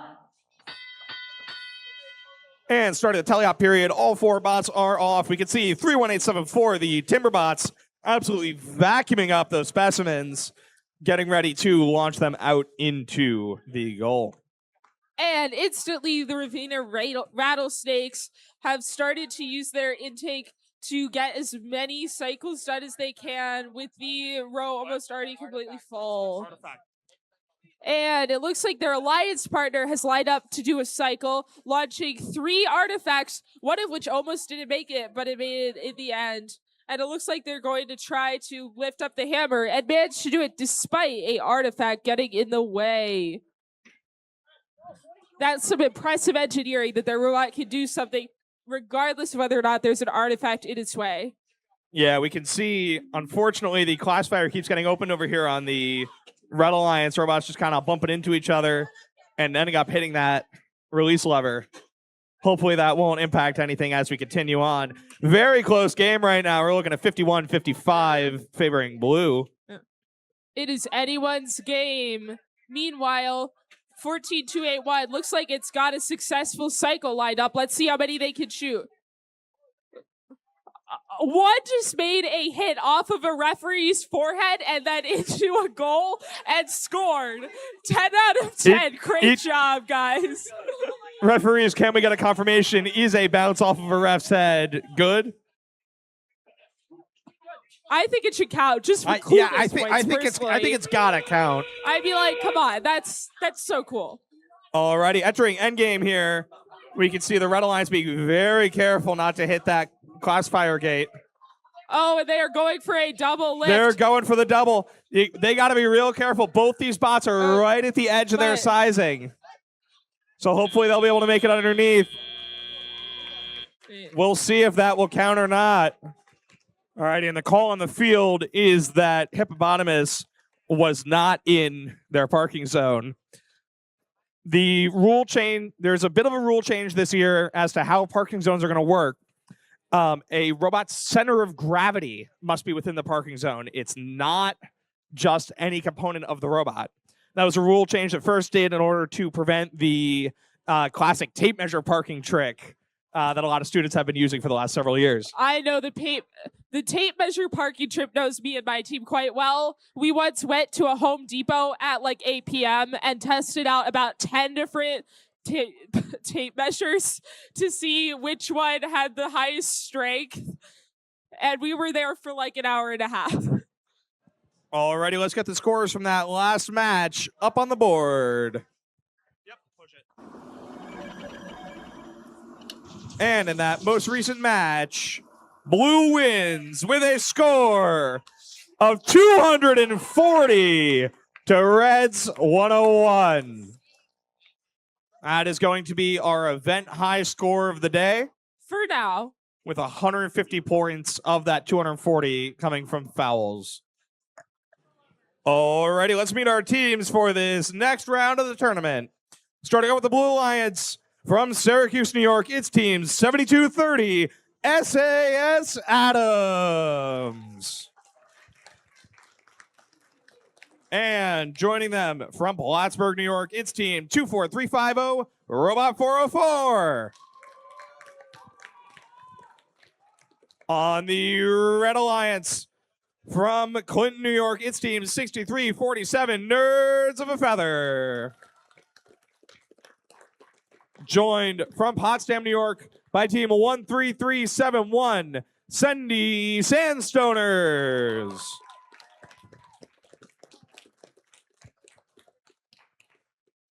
All right. Blue Alliance initialized. Blue Alliance ready. Red Alliance initialized. Red Alliance ready. Referees ready. Scoring ready. All right, let's randomize. And we have a motive number 3. All right, and let's begin this match in 3, 2, 1. Start of the match, we got motion from 3 out of our 4 bots. Here for the Red Alliance, 13371, scoring 3 of their preloaded elements, as well as their alliance partner 6347, shooting from all the way across the field and moving out of their parking zone. And 24350, scoring 4 artifacts in the goal. Well, SAS Adams did 1 and another 4 or 5 total. Drivers, pick up your controllers. This is going to be a close 2, match. 1. Yeah, you can see that Classifier is full of artifacts over here for the Red Alliance. And you can tell that instantly all these robots on the field have a strategy. And for Blue Alliance, it looks like SAS Adams is going for the 3 lined up on the field, while 24350 cycles from the human player zone. Yeah, over here on the Red Alliance, Sendy doing their best to make it in to their goal, but tend to be shooting a little too far to the left. They just made some more on that most recent round. Hopefully they're able to catch up. And we've got a piece broken off a robot. I think it's SAS Adams. Luckily, it looks like so far the robot still functions completely fine. It must be a piece of side panel or something like that. So they are continuing to do cycles while 24350 plays defense and simultaneously cycles. Multitasking at its finest. And we they can are see back. some good collaboration over on the Red Alliance with both their driver coaches coordinating regarding how they are going to open that gate. And 24350 busy loading up their robot for more cycles for the driver's side. Looks like they've got a clear path across the field. And they release their lever and shoot out. This is a really close game. Successful artifacts. Right now we're 79-82 blue. This is just a... Not to be defeated, though. The Red Alliance quickly racking up those points as we enter endgame. And it looks like 6347 actually has a 3D printed shooter, piece of the shooter, which is really interesting. And Right they're now we trying have a to tied park. game. We got 2 partially parked robots, potentially a fully parked. And the flywheels slowly wind down as we close off this match. All right, let's get the scores from the previous match up on the board.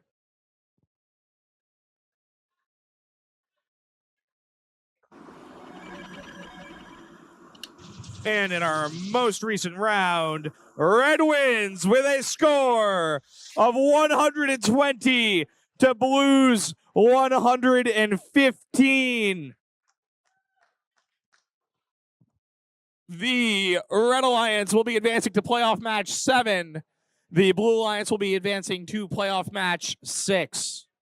Alrighty, let's meet our teams. Starting with our Blue Alliance captain from Philadelphia, New York, Team 14054 IR Thunder.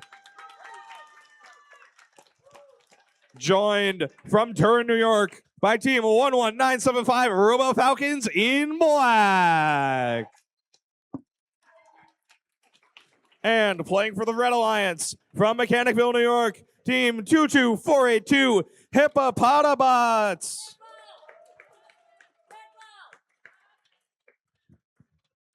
And joining them from Wilmington, New York, Team 31874, the Timberbots.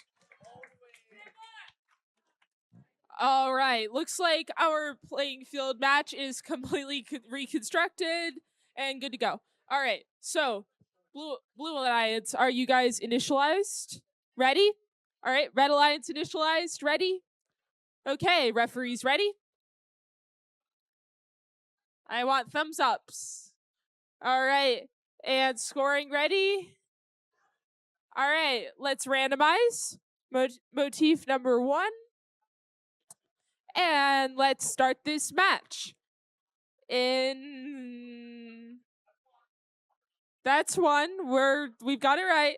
All right, let's start this match in 3, 2, 1. Start of the match, we got motion from all 4 robots. Starting off with the Red Alliance, we can see Hippopotamus immediately scoring their 3 preloads along with the Timberbots. That puts them at a total of 6 and 2 good motifs. Meanwhile, on the Blue Alliance, 11975 has continued to score, getting 6 total artifacts into Drivers, pick up your the controllers. goal. 3, 2, 1. And now at the start of the teleop period, we still have motion from all 4 robots. Hard hit on the field there. We have the field wall coming away from the mat. Hopefully that won't cause too many issues to anybody. And 14054 lining themselves up from clear across the field and getting their flywheels ready. And it's in. And some defense from Red Alliance. They are pushing them out of position so that they cannot continue to score.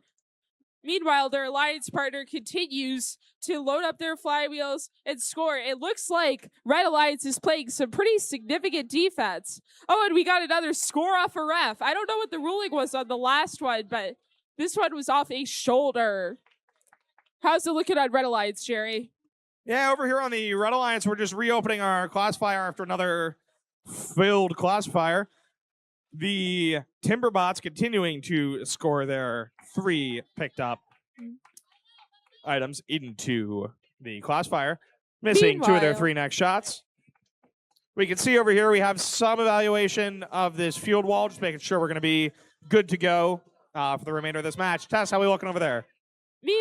Meanwhile, on Blue Alliance, 11975 continues to score consistently, and they've released their levers, so now they have all sorts of new artifacts to go for with their intake. Yeah, same thing over here on the Red Alliance. Hippopotamus releasing their lever from their classifier. And 14054 going for another round. 1, 2, can they get 3? Almost. Next time, maybe. And they've already got another 3 we got a jam in the consistent intake. Jam in the classifier up at the square there. Let's see if they can get that cleared. And 3rd time's the charm for 14054. Oh my goodness, that is some risk. Alrighty, we'll see how the refs do with that Red Alliance jam there. Let's get the scores from that last match up on the board. And Red wins with a score of 150 to Blues 110. The Red Alliance team members will be advancing to playoff match number 8. Unfortunately, that is the last we're going to see of 14054 and 11975 in this tournament. Let's meet the teams for our next match. Starting off with the Blue Alliance captain from Philadelphia, New York, team 13357, IR Lightning.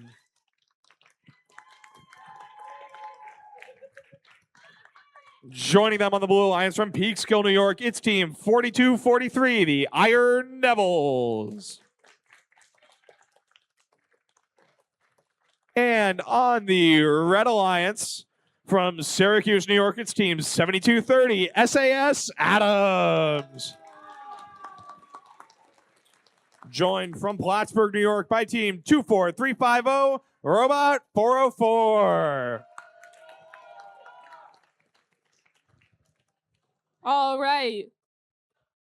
Blue Alliance initialized. Ready? Red Alliance initialized. Ready? Referees ready? Head referees ready?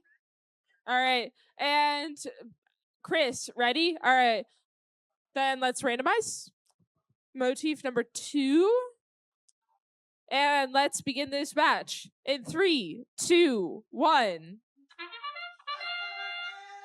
Start of the match, we got motion from all 4 bots.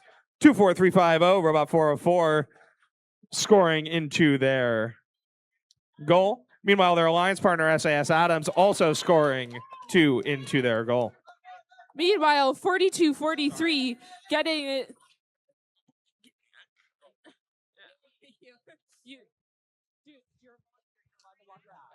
Over on the Blue Alliance, we have Drivers, pick up your controllers. 3, 2, 1. 2 in the classifier for the Blue Alliance. Start of the tally-out period, we can see SAS Adams lining up to score into their goal. Meanwhile, 42-43 absolutely firing off those artifacts into their goal while playing defense on their way to get 2 more. And the one fell out of their robot, but they're shooting another, and their partner making a complete cycle. One nice thing about their intake is that it's super wide, and it allows them to not only run into other robots, but also pick up artifacts that land at the corner of a robot. And 42-43 is driving pretty aggressively, and it looks like they are going for a complete cycle, as does their partner. 2 out of 3 for their partner, 3 out of 3 for them. And it looks like the handle is getting jammed, but they finally got it. Yeah, over here on the Red Alliance, we can see clearing out all of those artifacts that have been previously sent to the goal. SAS Adams, 72-30, continuing to fill up and score into the goal. And 42-43 completes another cycle.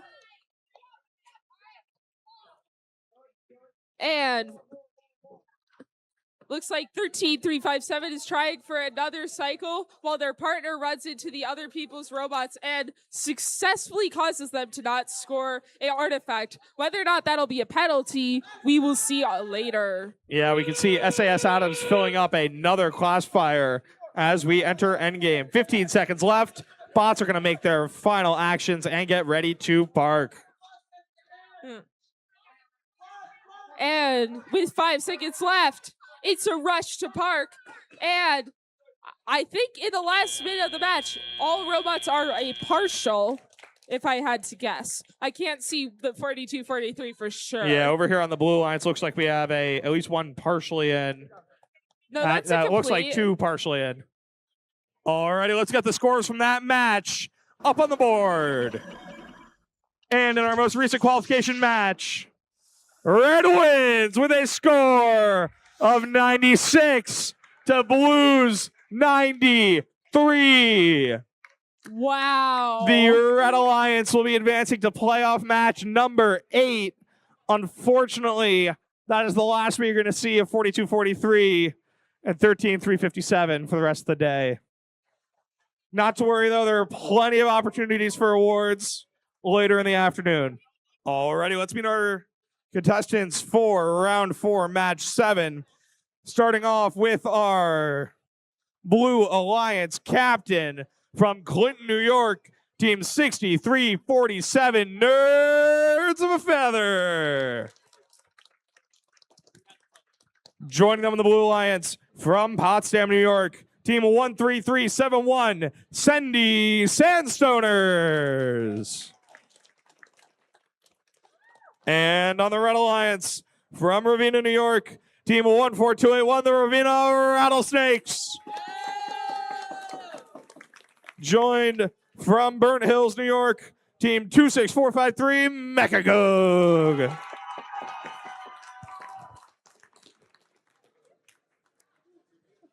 All right, Blue Alliance initialized. Ready? Not yet. Let's give them a moment, folks. Okay.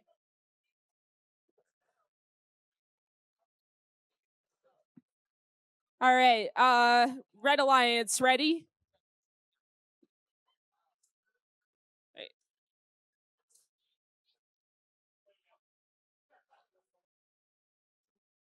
All right. Referees, ready? Scoring, ready? All right. Let's randomize. Motif number 3.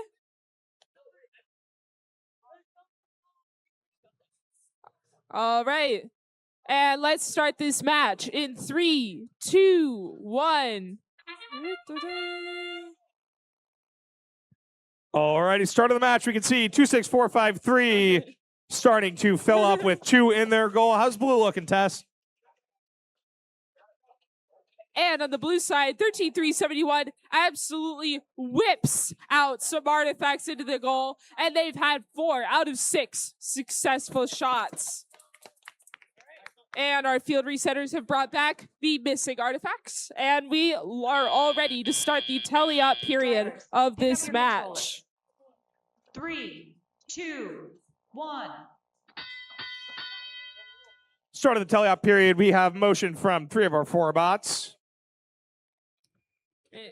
And 13-371 busy picking up several the Sandy Sandstoners. They are hard at work using their intake and getting themselves lined up to do more cycles. And their partner, 6347, is loading up at the human player station while the Sandy Sandstoners use those available on the field. That's a great strategy to each have your own priorities so you can focus on your own tasks during the game while still working together as a team to score points. Yeah, over here on the Red Alliance, 26453, clearing out the classifier after filling it up with another shot. And you can see another 3 making it into their goal. And the Sandy Sandstoners going for another round of cycles. And it looks like 6347 behind them might have actually messed with their placement a little bit. But let's hope that they can load up again for another cycle and have a little bit more success. So 6347 heading over to the human player zone. And looks like the Sandy Sandstoners going for another cycle. 2 out of the 3 successful. Yeah, it looks like we have another jam in the Red Alliance shoot that has been resolved with the opening of that gate. You can just feel the stress of these teams as they try their hardest to get as many successful goals as they can before the end of the match. The Sandy Sandstoners hard at work with their intake, and their sister firing as many as they possibly can. And now at the end of that game, it's a rush to complete the last-minute cycles and park before the end of the match. Yeah, and as a reminder, as we finish up our parking here, with some last shots into their goal as a buzzer beater. Nice job, teams. That appears to be 3 parked robots. All righty, let's get the scores from match number 7 up on the board. And in elimination match 7, Red wins with a score of 110 to Blues 92. The Red Alliance will be advancing to playoff match number 10, while the Blue Alliance advances to playoff match number 9. Alrighty, let's meet our teams for match number 8. Starting off with the Blue Alliance from Mechanicville, New York, team 22482 Hippopotamus. And joining them from Wilmington, New York, it's team 31874, the Timberbots. And on the Red Alliance from Syracuse, New York, it's team 7230, SAS Adams. Joined from Plattsburgh, New York, by team 24350, Robot 404. Red Alliance, are we initialized and ready? Blue Alliance, are we initialized and ready? Referees, are we ready? Scorekeeping, let's get that randomization. That is a motif 1. And with that, let's get this match started in 3, 2, 1.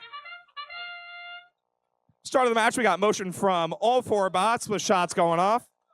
Starting off with the Red Alliance, 24350, Robot 404, making their shots from all the way across the field, scoring their first two into their goal. Meanwhile, their alliance partner, SAS Adams, also getting two into the Red Alliance goal.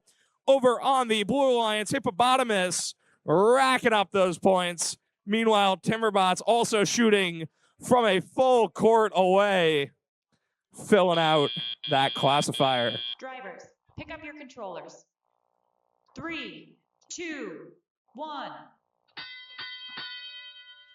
Start of the teleop period, we still have motion from all four bots. Hippopotamus emptying their Blue Alliance classifier so that they have some more elements to work with. Got a little bit of a jam over on the Blue Alliance. Let's see if Hippopotamus can get that unjammed.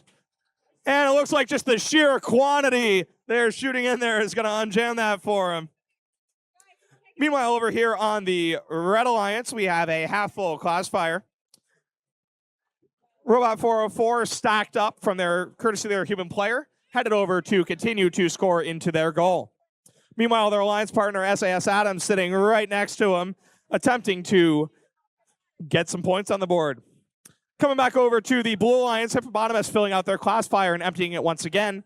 Meanwhile, their alliance partner, the Timberbots, having set up from the remaining elements on the field, are getting ready to make their shots. That's 1 in, 2 in. Do I hear 3? Yes, I do.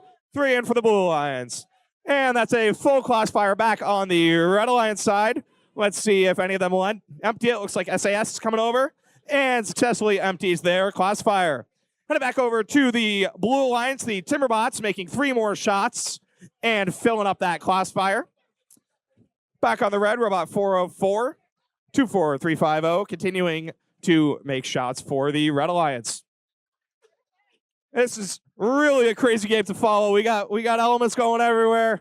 I got field resetters running every which way. We got 25 seconds left as we approach endgame. As a reminder, Timberbots is able to do that 2-level stack. The question is, will Hippopotamus be able to fit underneath them? We can see Timberbots working to lineups that they'll be full in and starting their lift. Meanwhile, their alliance partner, Hippopotamus, emptying their classifier. Oh, not quite. We'll leave that up to the refs to determine parking status. And we can see our refs really getting in there to check it. That is going to be a partial in for Hippopotamus. Alrighty, folks, let's get the score from the most recent match up on the board. And in the most recent match, Blue wins with a score of 137 to Reds 78. The Blue Alliance will be moving on to match number 9. Unfortunately, that is the last we are going to be seeing of the Red Alliance this evening. All right, welcome to the start of the awards. So we are giving out 4 awards right now, and then we will give out more awards after every match of these playoffs. So I will start. I will begin. So can we have everybody's attention, please? Because if you don't hear your number or your team name, you will not know that you are coming up to get an award and have all these cool people give you a high five. Can we give it up for all of our volunteers from today, please? This is only half. This is probably only half of the people that helped you out today. If it weren't for all of these volunteers, we could not run these events. So please think about volunteering. And thank you, volunteers. All right, so I'm going to actually give out a judge's award from the Albany tournament because the team had to leave early because we had weather. So they already know they got this, but I never gave them the trophy, which is on the table here. So the judge's award from the Albany tournament that we ran a few weeks ago is presented when the judging panel meets a team whose unique efforts, performance, or team dynamics deserve recognition, but don't quite fit into the other award categories. So the winner from our Albany tournament, this is what the judges had to say. Facing their glitches with a grin, this team impressed us with their positive spin. They stalk through the jungle with strength, prowling with confidence that goes to great lengths. 19251, the Code Panthers from right around the corner in Parishville. So Code Panthers, come up and get your trophy from the Albany tournament. Congratulations. Thought you guys should get recognized, so congratulations to the team. Oh, shoot. Messed up. No, it's you. Forget it. Sorry. Okay, so, sorry, I did it backwards. All right, so then the judges award from this tournament. Here's what the judges had to say. I did this in reverse, but I'll explain in a minute. Okay. So here's what the judges have to say about the winners of this award from this tournament. The judges award the DIG award. D is for determination, from extreme weather to robotics supply issues at every turn. This team continues to push forward. I is for ingenuity. This team uses whatever and whoever is available against all odds. G is for growth, growing day after day, month after month, to ensure their school recognizes the importance of robotics. The DIG award goes to the Code Panthers. I've never, ever, in the 15 years I've been doing this, have had this happen before. So this is so funny. Congratulations, Judges Award winners. And now I will give the microphone over to my friend Tess.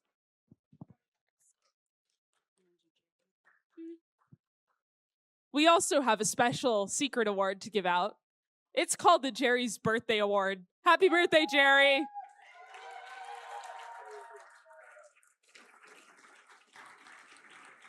Jerry, take your candy.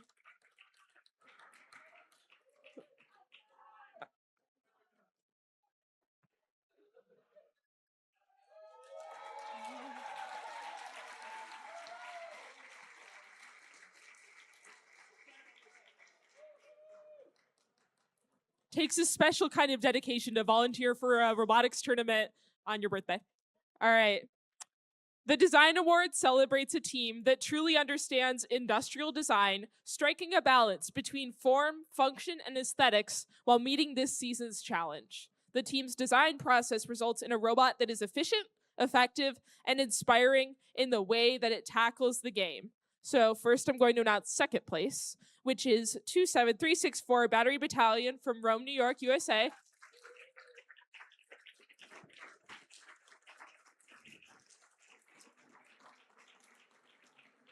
And here's what the judges have to say about the winner of this award.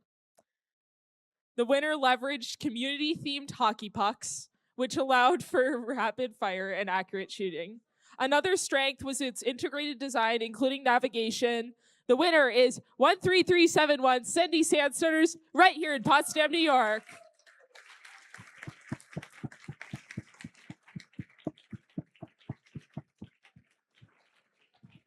Look a little more excited, y'all. Run, run, run, run, run.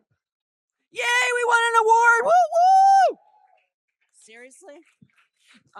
Second place.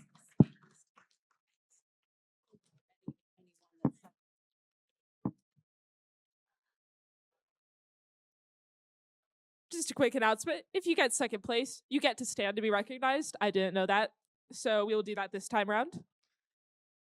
All right, let's announce the Reach Award. The Reach Award goes to a team that has brought new people into FIRST, whether new teams, mentors, or volunteers, and inspired them to embrace the FIRST culture, helping our community grow and thrive. Second place goes to Team 24526, Robo Falcons Red, from 2 in New York, USA.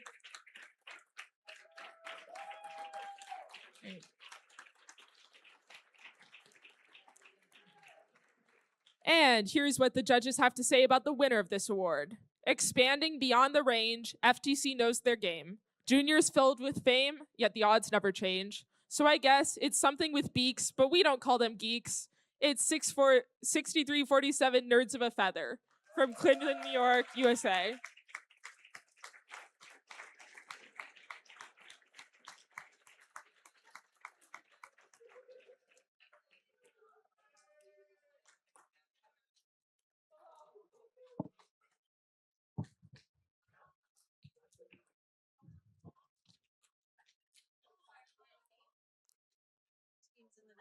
Yes. All right.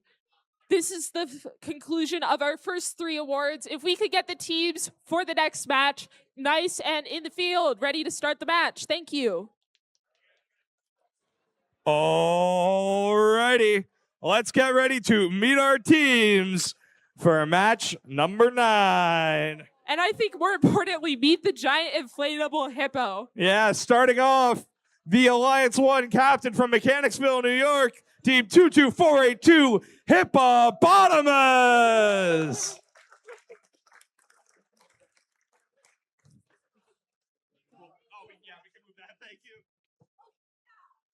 Joined in the blue square from Wilmington, New York, by Team 31874, the Timberbots.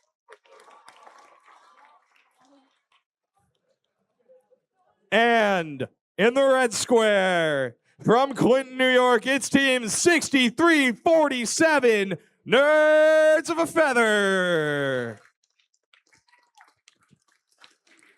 Joined from Potsdam, New York, by Team 13371, Sandy Sandstoners.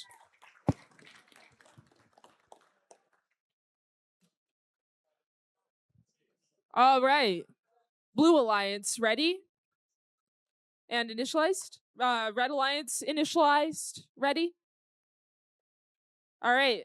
Referees, ready? Okay. Scoring, ready? All right. Let's randomize. And we are motif number 3. And let's start this match in 3, 2, 1.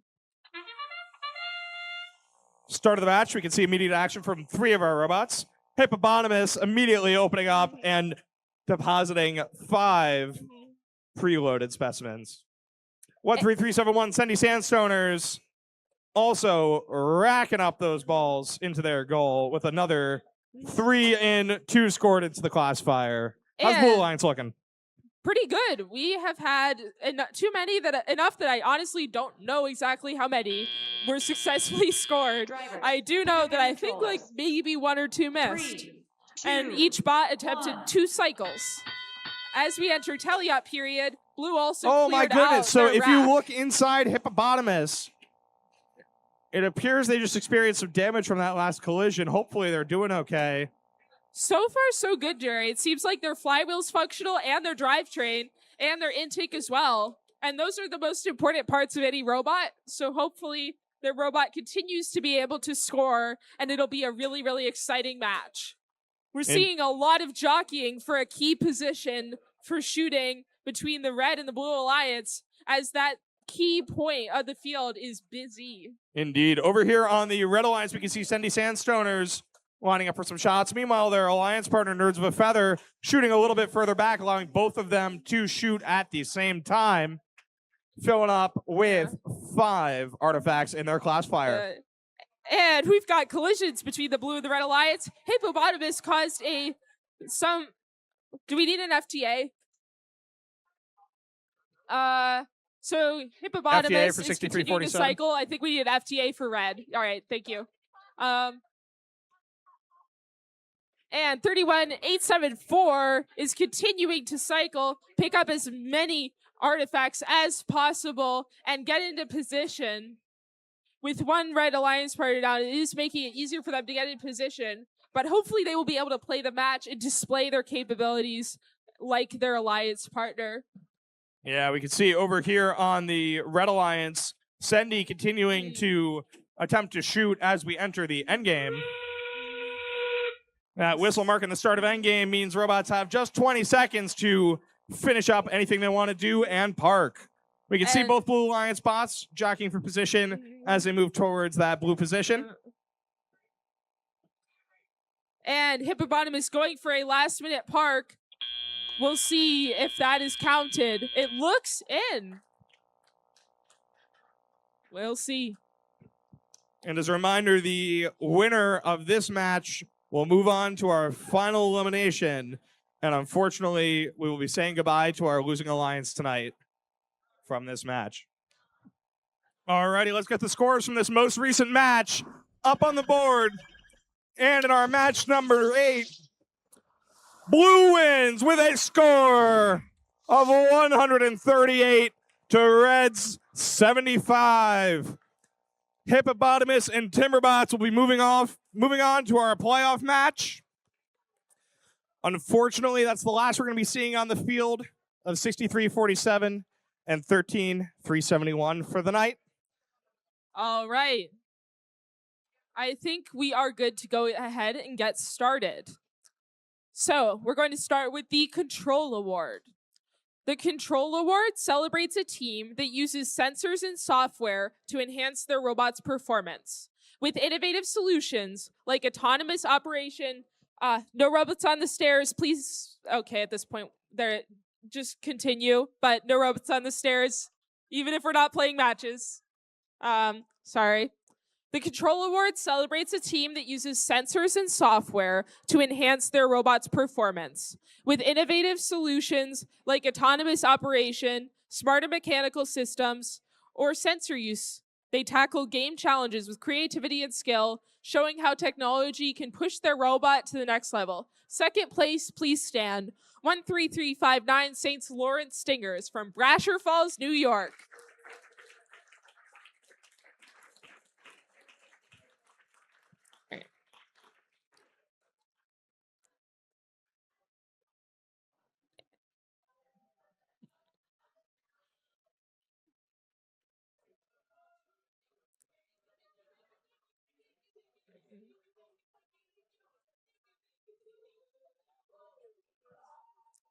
Okay.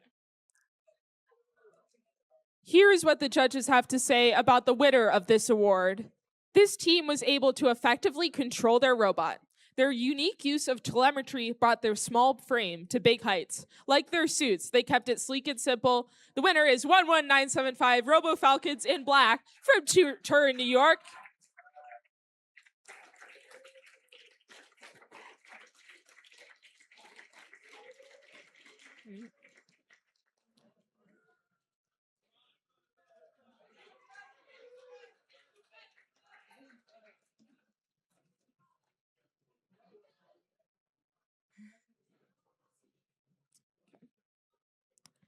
All right, next up is the Innovate Award sponsored by RTX. The Innovate Award sponsored by RTX celebrates a team that has the ingenuity and inventiveness to make their designs come to life. This award is given to the team that judges feel has the most innovative and creative robot design solution to this year's game. Elements of this award include element design, robustness, and out-of-the-box thinking. This award may address the design of the whole robot or sub-assembly component. The creative component needs to work consistently. Second place, please stand. 11607 has Matrix from Boston Spa, New York.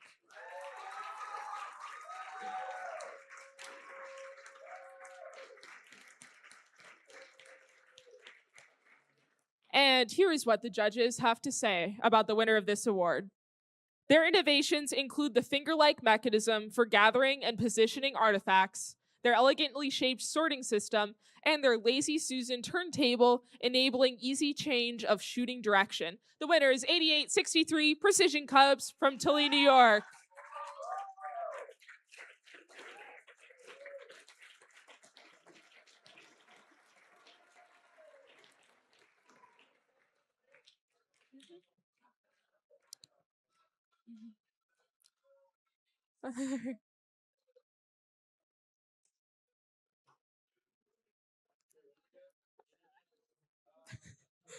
All right.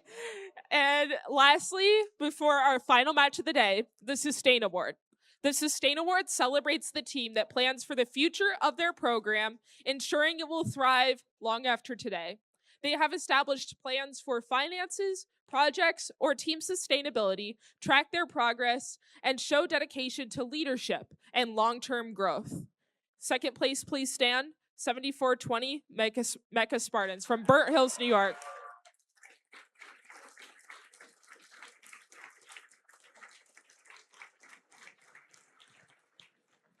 And here is what the judges have to say about the winner of this award.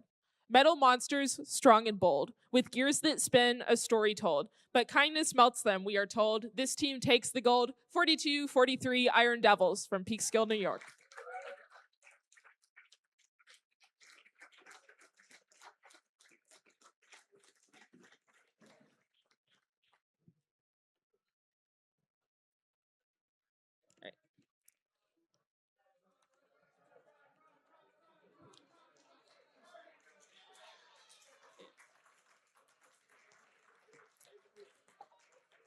All right, everybody. After this, we are going to play our final match of the day. This will determine the robot game winner of our tournament. Stick around after. We're going to immediately do Inspire Award and announce the advancements, that's the word I need, to the state tournament and close out the day. Thank you. Alrighty, as we gear up for our final matches of the day here at the Clarkson University First Tech Challenge Qualifier in beautiful, sunny Potsdam, New York, let's meet our teams for our final match. Starting off with our Blue Alliance captain from Mechanicville, New York, Team 22482, Hippopotamus. Joined on the field from Wilmington, New York, Team 31874, the Timberbots. And for the Red Alliance from Ravenna, New York, Team 14281, the Ravenna Rattlesnakes. Joining them from Burnt Hills, New York, Team 26453, Mechagog. Now here's how this game's gonna work.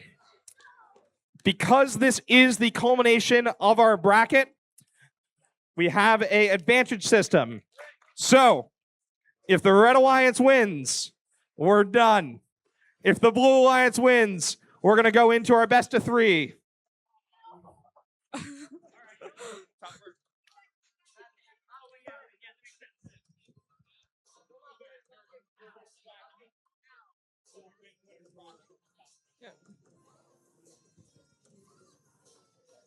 So the playoff high score to beat is 240.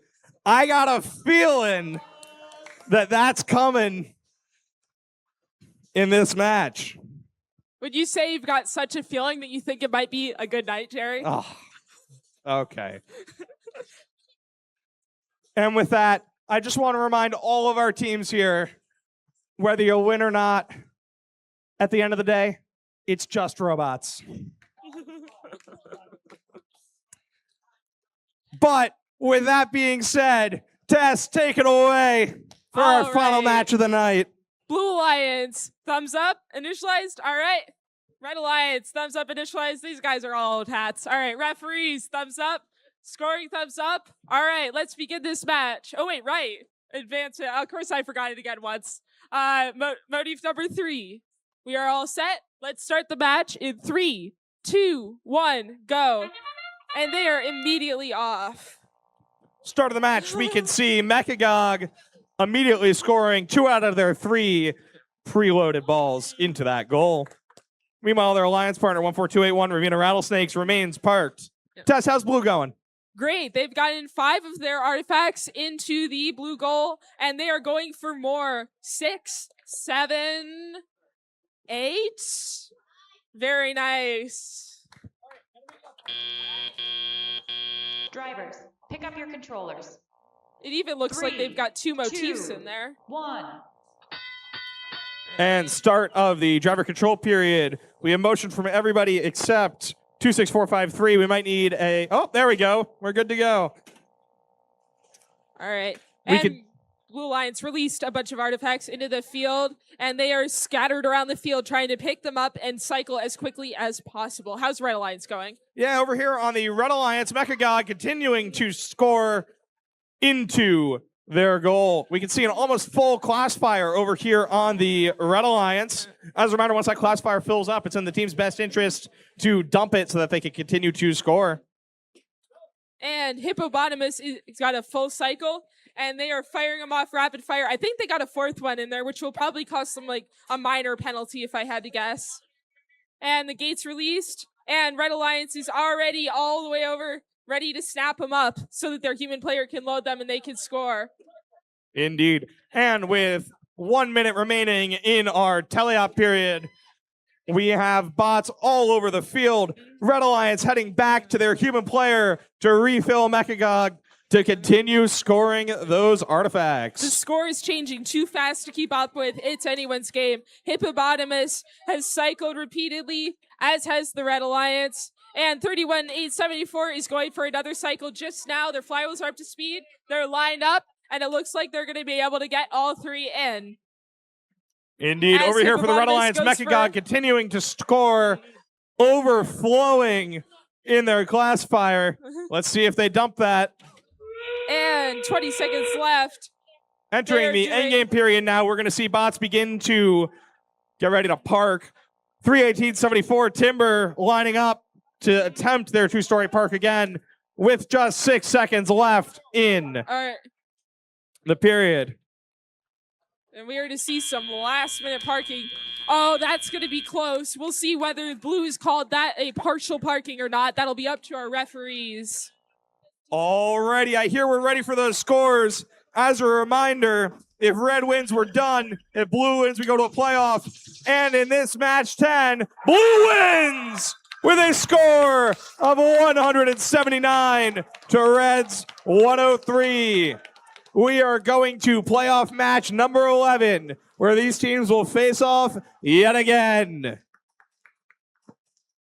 All right, let's get things ready to do our awards. Not all of them, but we're going to do everything pretty much but Inspire and Alliance captains.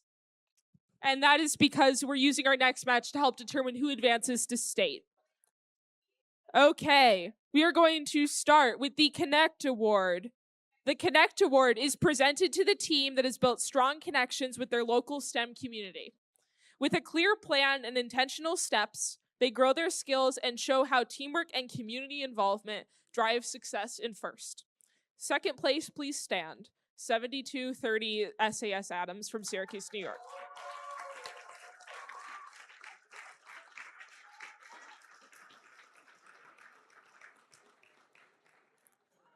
And here's what the judges have to say about the winner of this award.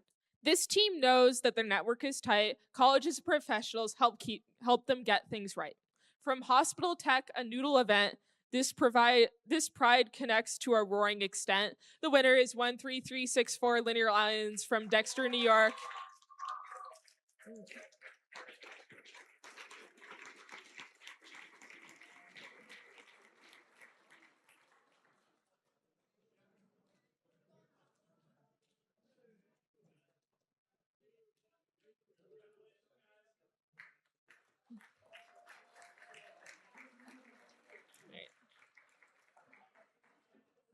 And the Think Award.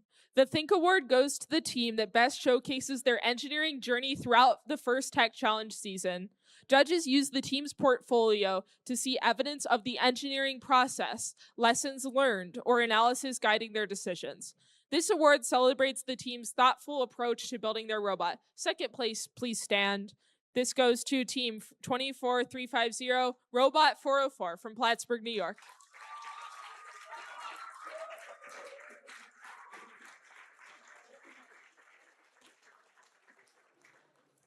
And here's what the judges have to say about the winner of this award. This team's awareness of engineering process didn't stop with robot design and control. They used their knowledge in their outreach across borders to make water safe, making the judges think of their strengths at all levels. Congratulations to the Mechanical Devils. It's 12399 Mechanical Devils from Peekskill, New York.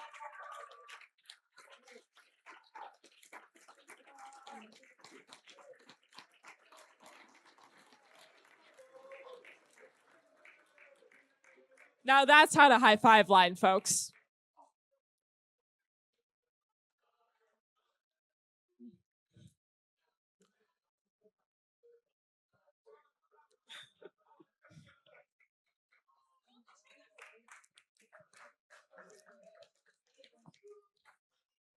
All right. After this, we are going to play one more match, and then we are going to have our closing ceremonies where we will announce the winners of the Inspire Award and who advances to the state championship from this event. Thank you. Alrighty, folks. Guess what? We're back here again. No way, it's crazy. Let's meet our teams for the final time tonight. Starting, mixing it up with the Red Alliance. The Red Alliance captain From Ravenna, New York, it's team 14281, the Ravenna Rattlesnakes.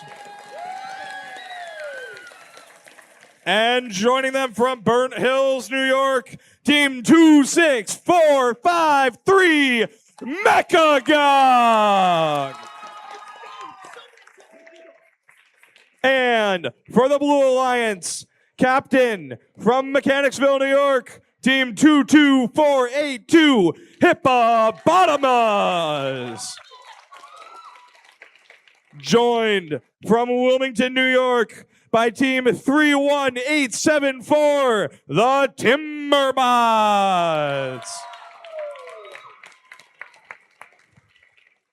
Alrighty, Tess. All right. Take it away with our final match of the night. Blue Alliance, are you ready? Red Alliance, are you ready? Referees ready? Scoring ready? All right, let's randomize. Motif number 2. It's a motif 2. That feels fitting. All right, let's start this match in 3, 2, 1. Oh, I go. Alrighty, at the start of the match, we can see Mechagog scoring their first 3 artifacts. How's the Blue Alliance doing, Tess? Doing pretty good, Jerry. They've gotten in 6 artifacts so far. Hippopotamus got in another one. And 31874 going for it again.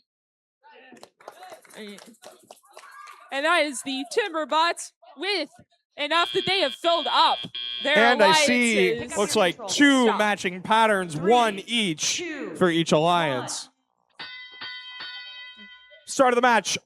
All 4 robots are active, aggressively fighting for those remaining artifacts. And Hippopotamus picked up 3 remaining in a row from Autonomous. They actually got 2 motifs in Autonomous, I just noticed. And making a cycle. Looks like 1 made it in, 2 of them bounced out. Well, 31874 continues to pick them up. And looks like they're going for another cycle at the same time as their team pelting volunteers with more of these artifacts for their team to use. Yeah, Tess, over here on the Red Alliance, they have already filled and emptied their Classifier. We just had a pretty big hit between Bottomus and Timber. Hopefully there's no damage to either bot. Continuing over here, we can see the Rattlesnakes and Mechagog jockeying for position. It's important, especially in these stressful matches, for teams to take time and collaborate and make sure that they're going to be working well together as they score.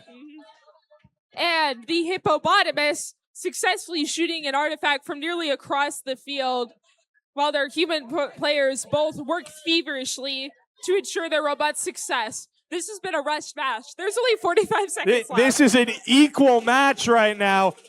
Oh, that's not a very good noise coming from Hippopotamus. Hopefully everything's okay internally. Somehow their robot is continuing to work. Hopefully that continues for the remaining 30 seconds of the match. Looks like they are going to shoot. Or maybe they're going to release all of those artifacts on the field. And with 30 seconds left, we'll probably see Timber starting to line up and get ready to lift up. It looks like Hippopotamus is having some trouble with their drivetrain, but they're still going for that park. Can they get it? Yes, they can. Oh, man. If It we were is to pandemonium down here right now. We can see Timberbots fully lifted. What a parking job. I think people are just happy that their robot managed to successfully use that mechanism. These It's are really all exciting. incredibly impressive robots we have on the field right now. Really excited to see the results from this game. If you didn't catch it, right when they stopped that match and took the score down, the scores were almost tied. It's going to be a close It's one. going to be a really close one. That's where we end up today. Okay, folks, I am getting word. I'll let them put their robots down. You can put your robots down if you want. But I am getting word that we have a final score from this match. Can we get a drum roll, please? And in our final match of the night,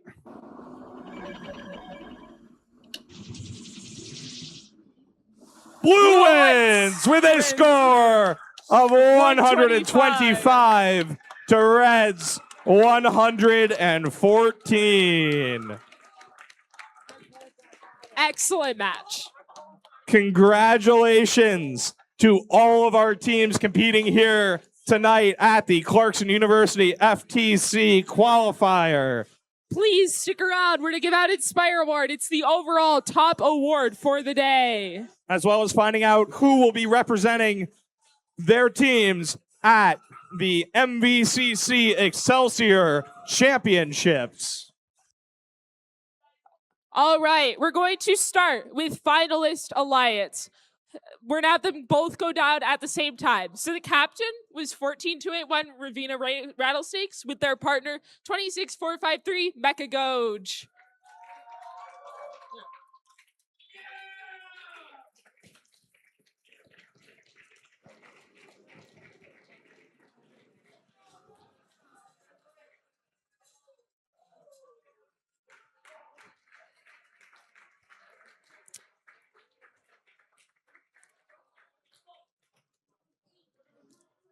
And now our winning alliance, Captain 22482 Hippopotamus with their partner 31874 Timberbots.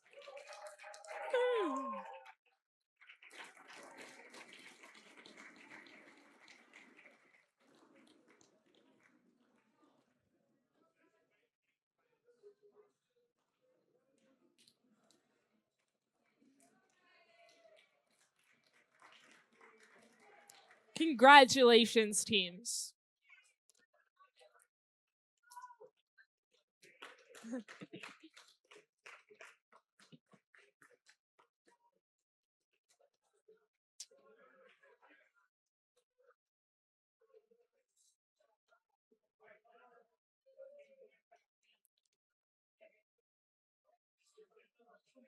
All right.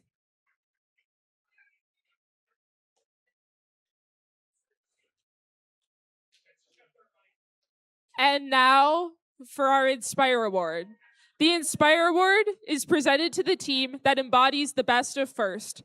This team is made up of strong ambassadors, role models, and gracious competitors. This team excels across judged award categories, works together to design and build their robot, and shares their experiences, enthusiasm, and knowledge with other teams, sponsors, their community, and the judges. Third place. Here's what the judges have to say about the third place of this award. The judges were pleased with their robust design and engineering process, which was matched by the unique safety equipment their team possesses. While they became dizzy making a working carousel, in their coding, teamwork, and planning, they excel. 8527 Chaos with a Purpose from Plattsburgh, New York.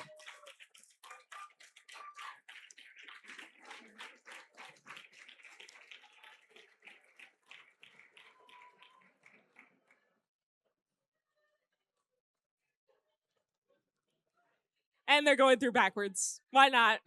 Chaos with a purpose. Yeah. All right. Here's what the judges have to say about second place of this award.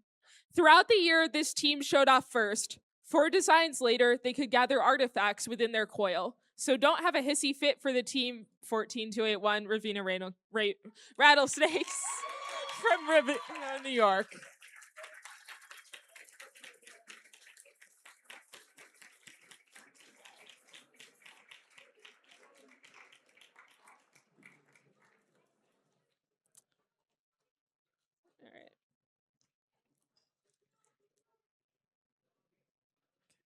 Here's what the judges have to say about the winner of this award.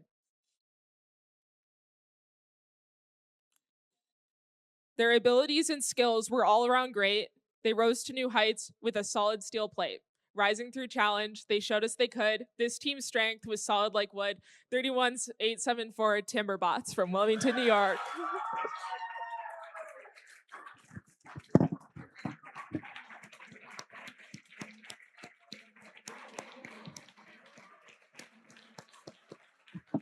And now I have our region director, Tina, to announce who will be advancing to the next event. Thank you, Tess. Thank you, Jerry. Can we give it up for our MCs and game announcers today? Thank you, thank you. Thank you again to all our volunteers and awesome job, all teams. You should all be really, really proud of yourselves. So we have 4 teams that are advancing. Next week will be our final qualifier of the season, and then championship will be March 7th and 8th at Mohawk Valley Community College in Utica. So first advancement slot goes to 71874. Sorry, it's been a long day. 31874 Timberbots. No high five this time. Sorry, my friend. Love the passion. Awesome. All right. Second slot to move forward is 14281 Ravenna Rattlesnakes. And normally we give the points out, but we didn't get the points together, but they will be in our spreadsheet that you guys check for team lists through. So I'll add those in the next day or two. So 22482 Hippopotamus Bottomus. Hippopotamus is the third slot. And then we have our fourth and final slot from the Clarkson University Qualifier, 6347 Nerds of a Feather. Congratulations, everybody. Congratulations, everybody. Have a great night, safe trip home. And if you want any of those field parts on this field, let me know.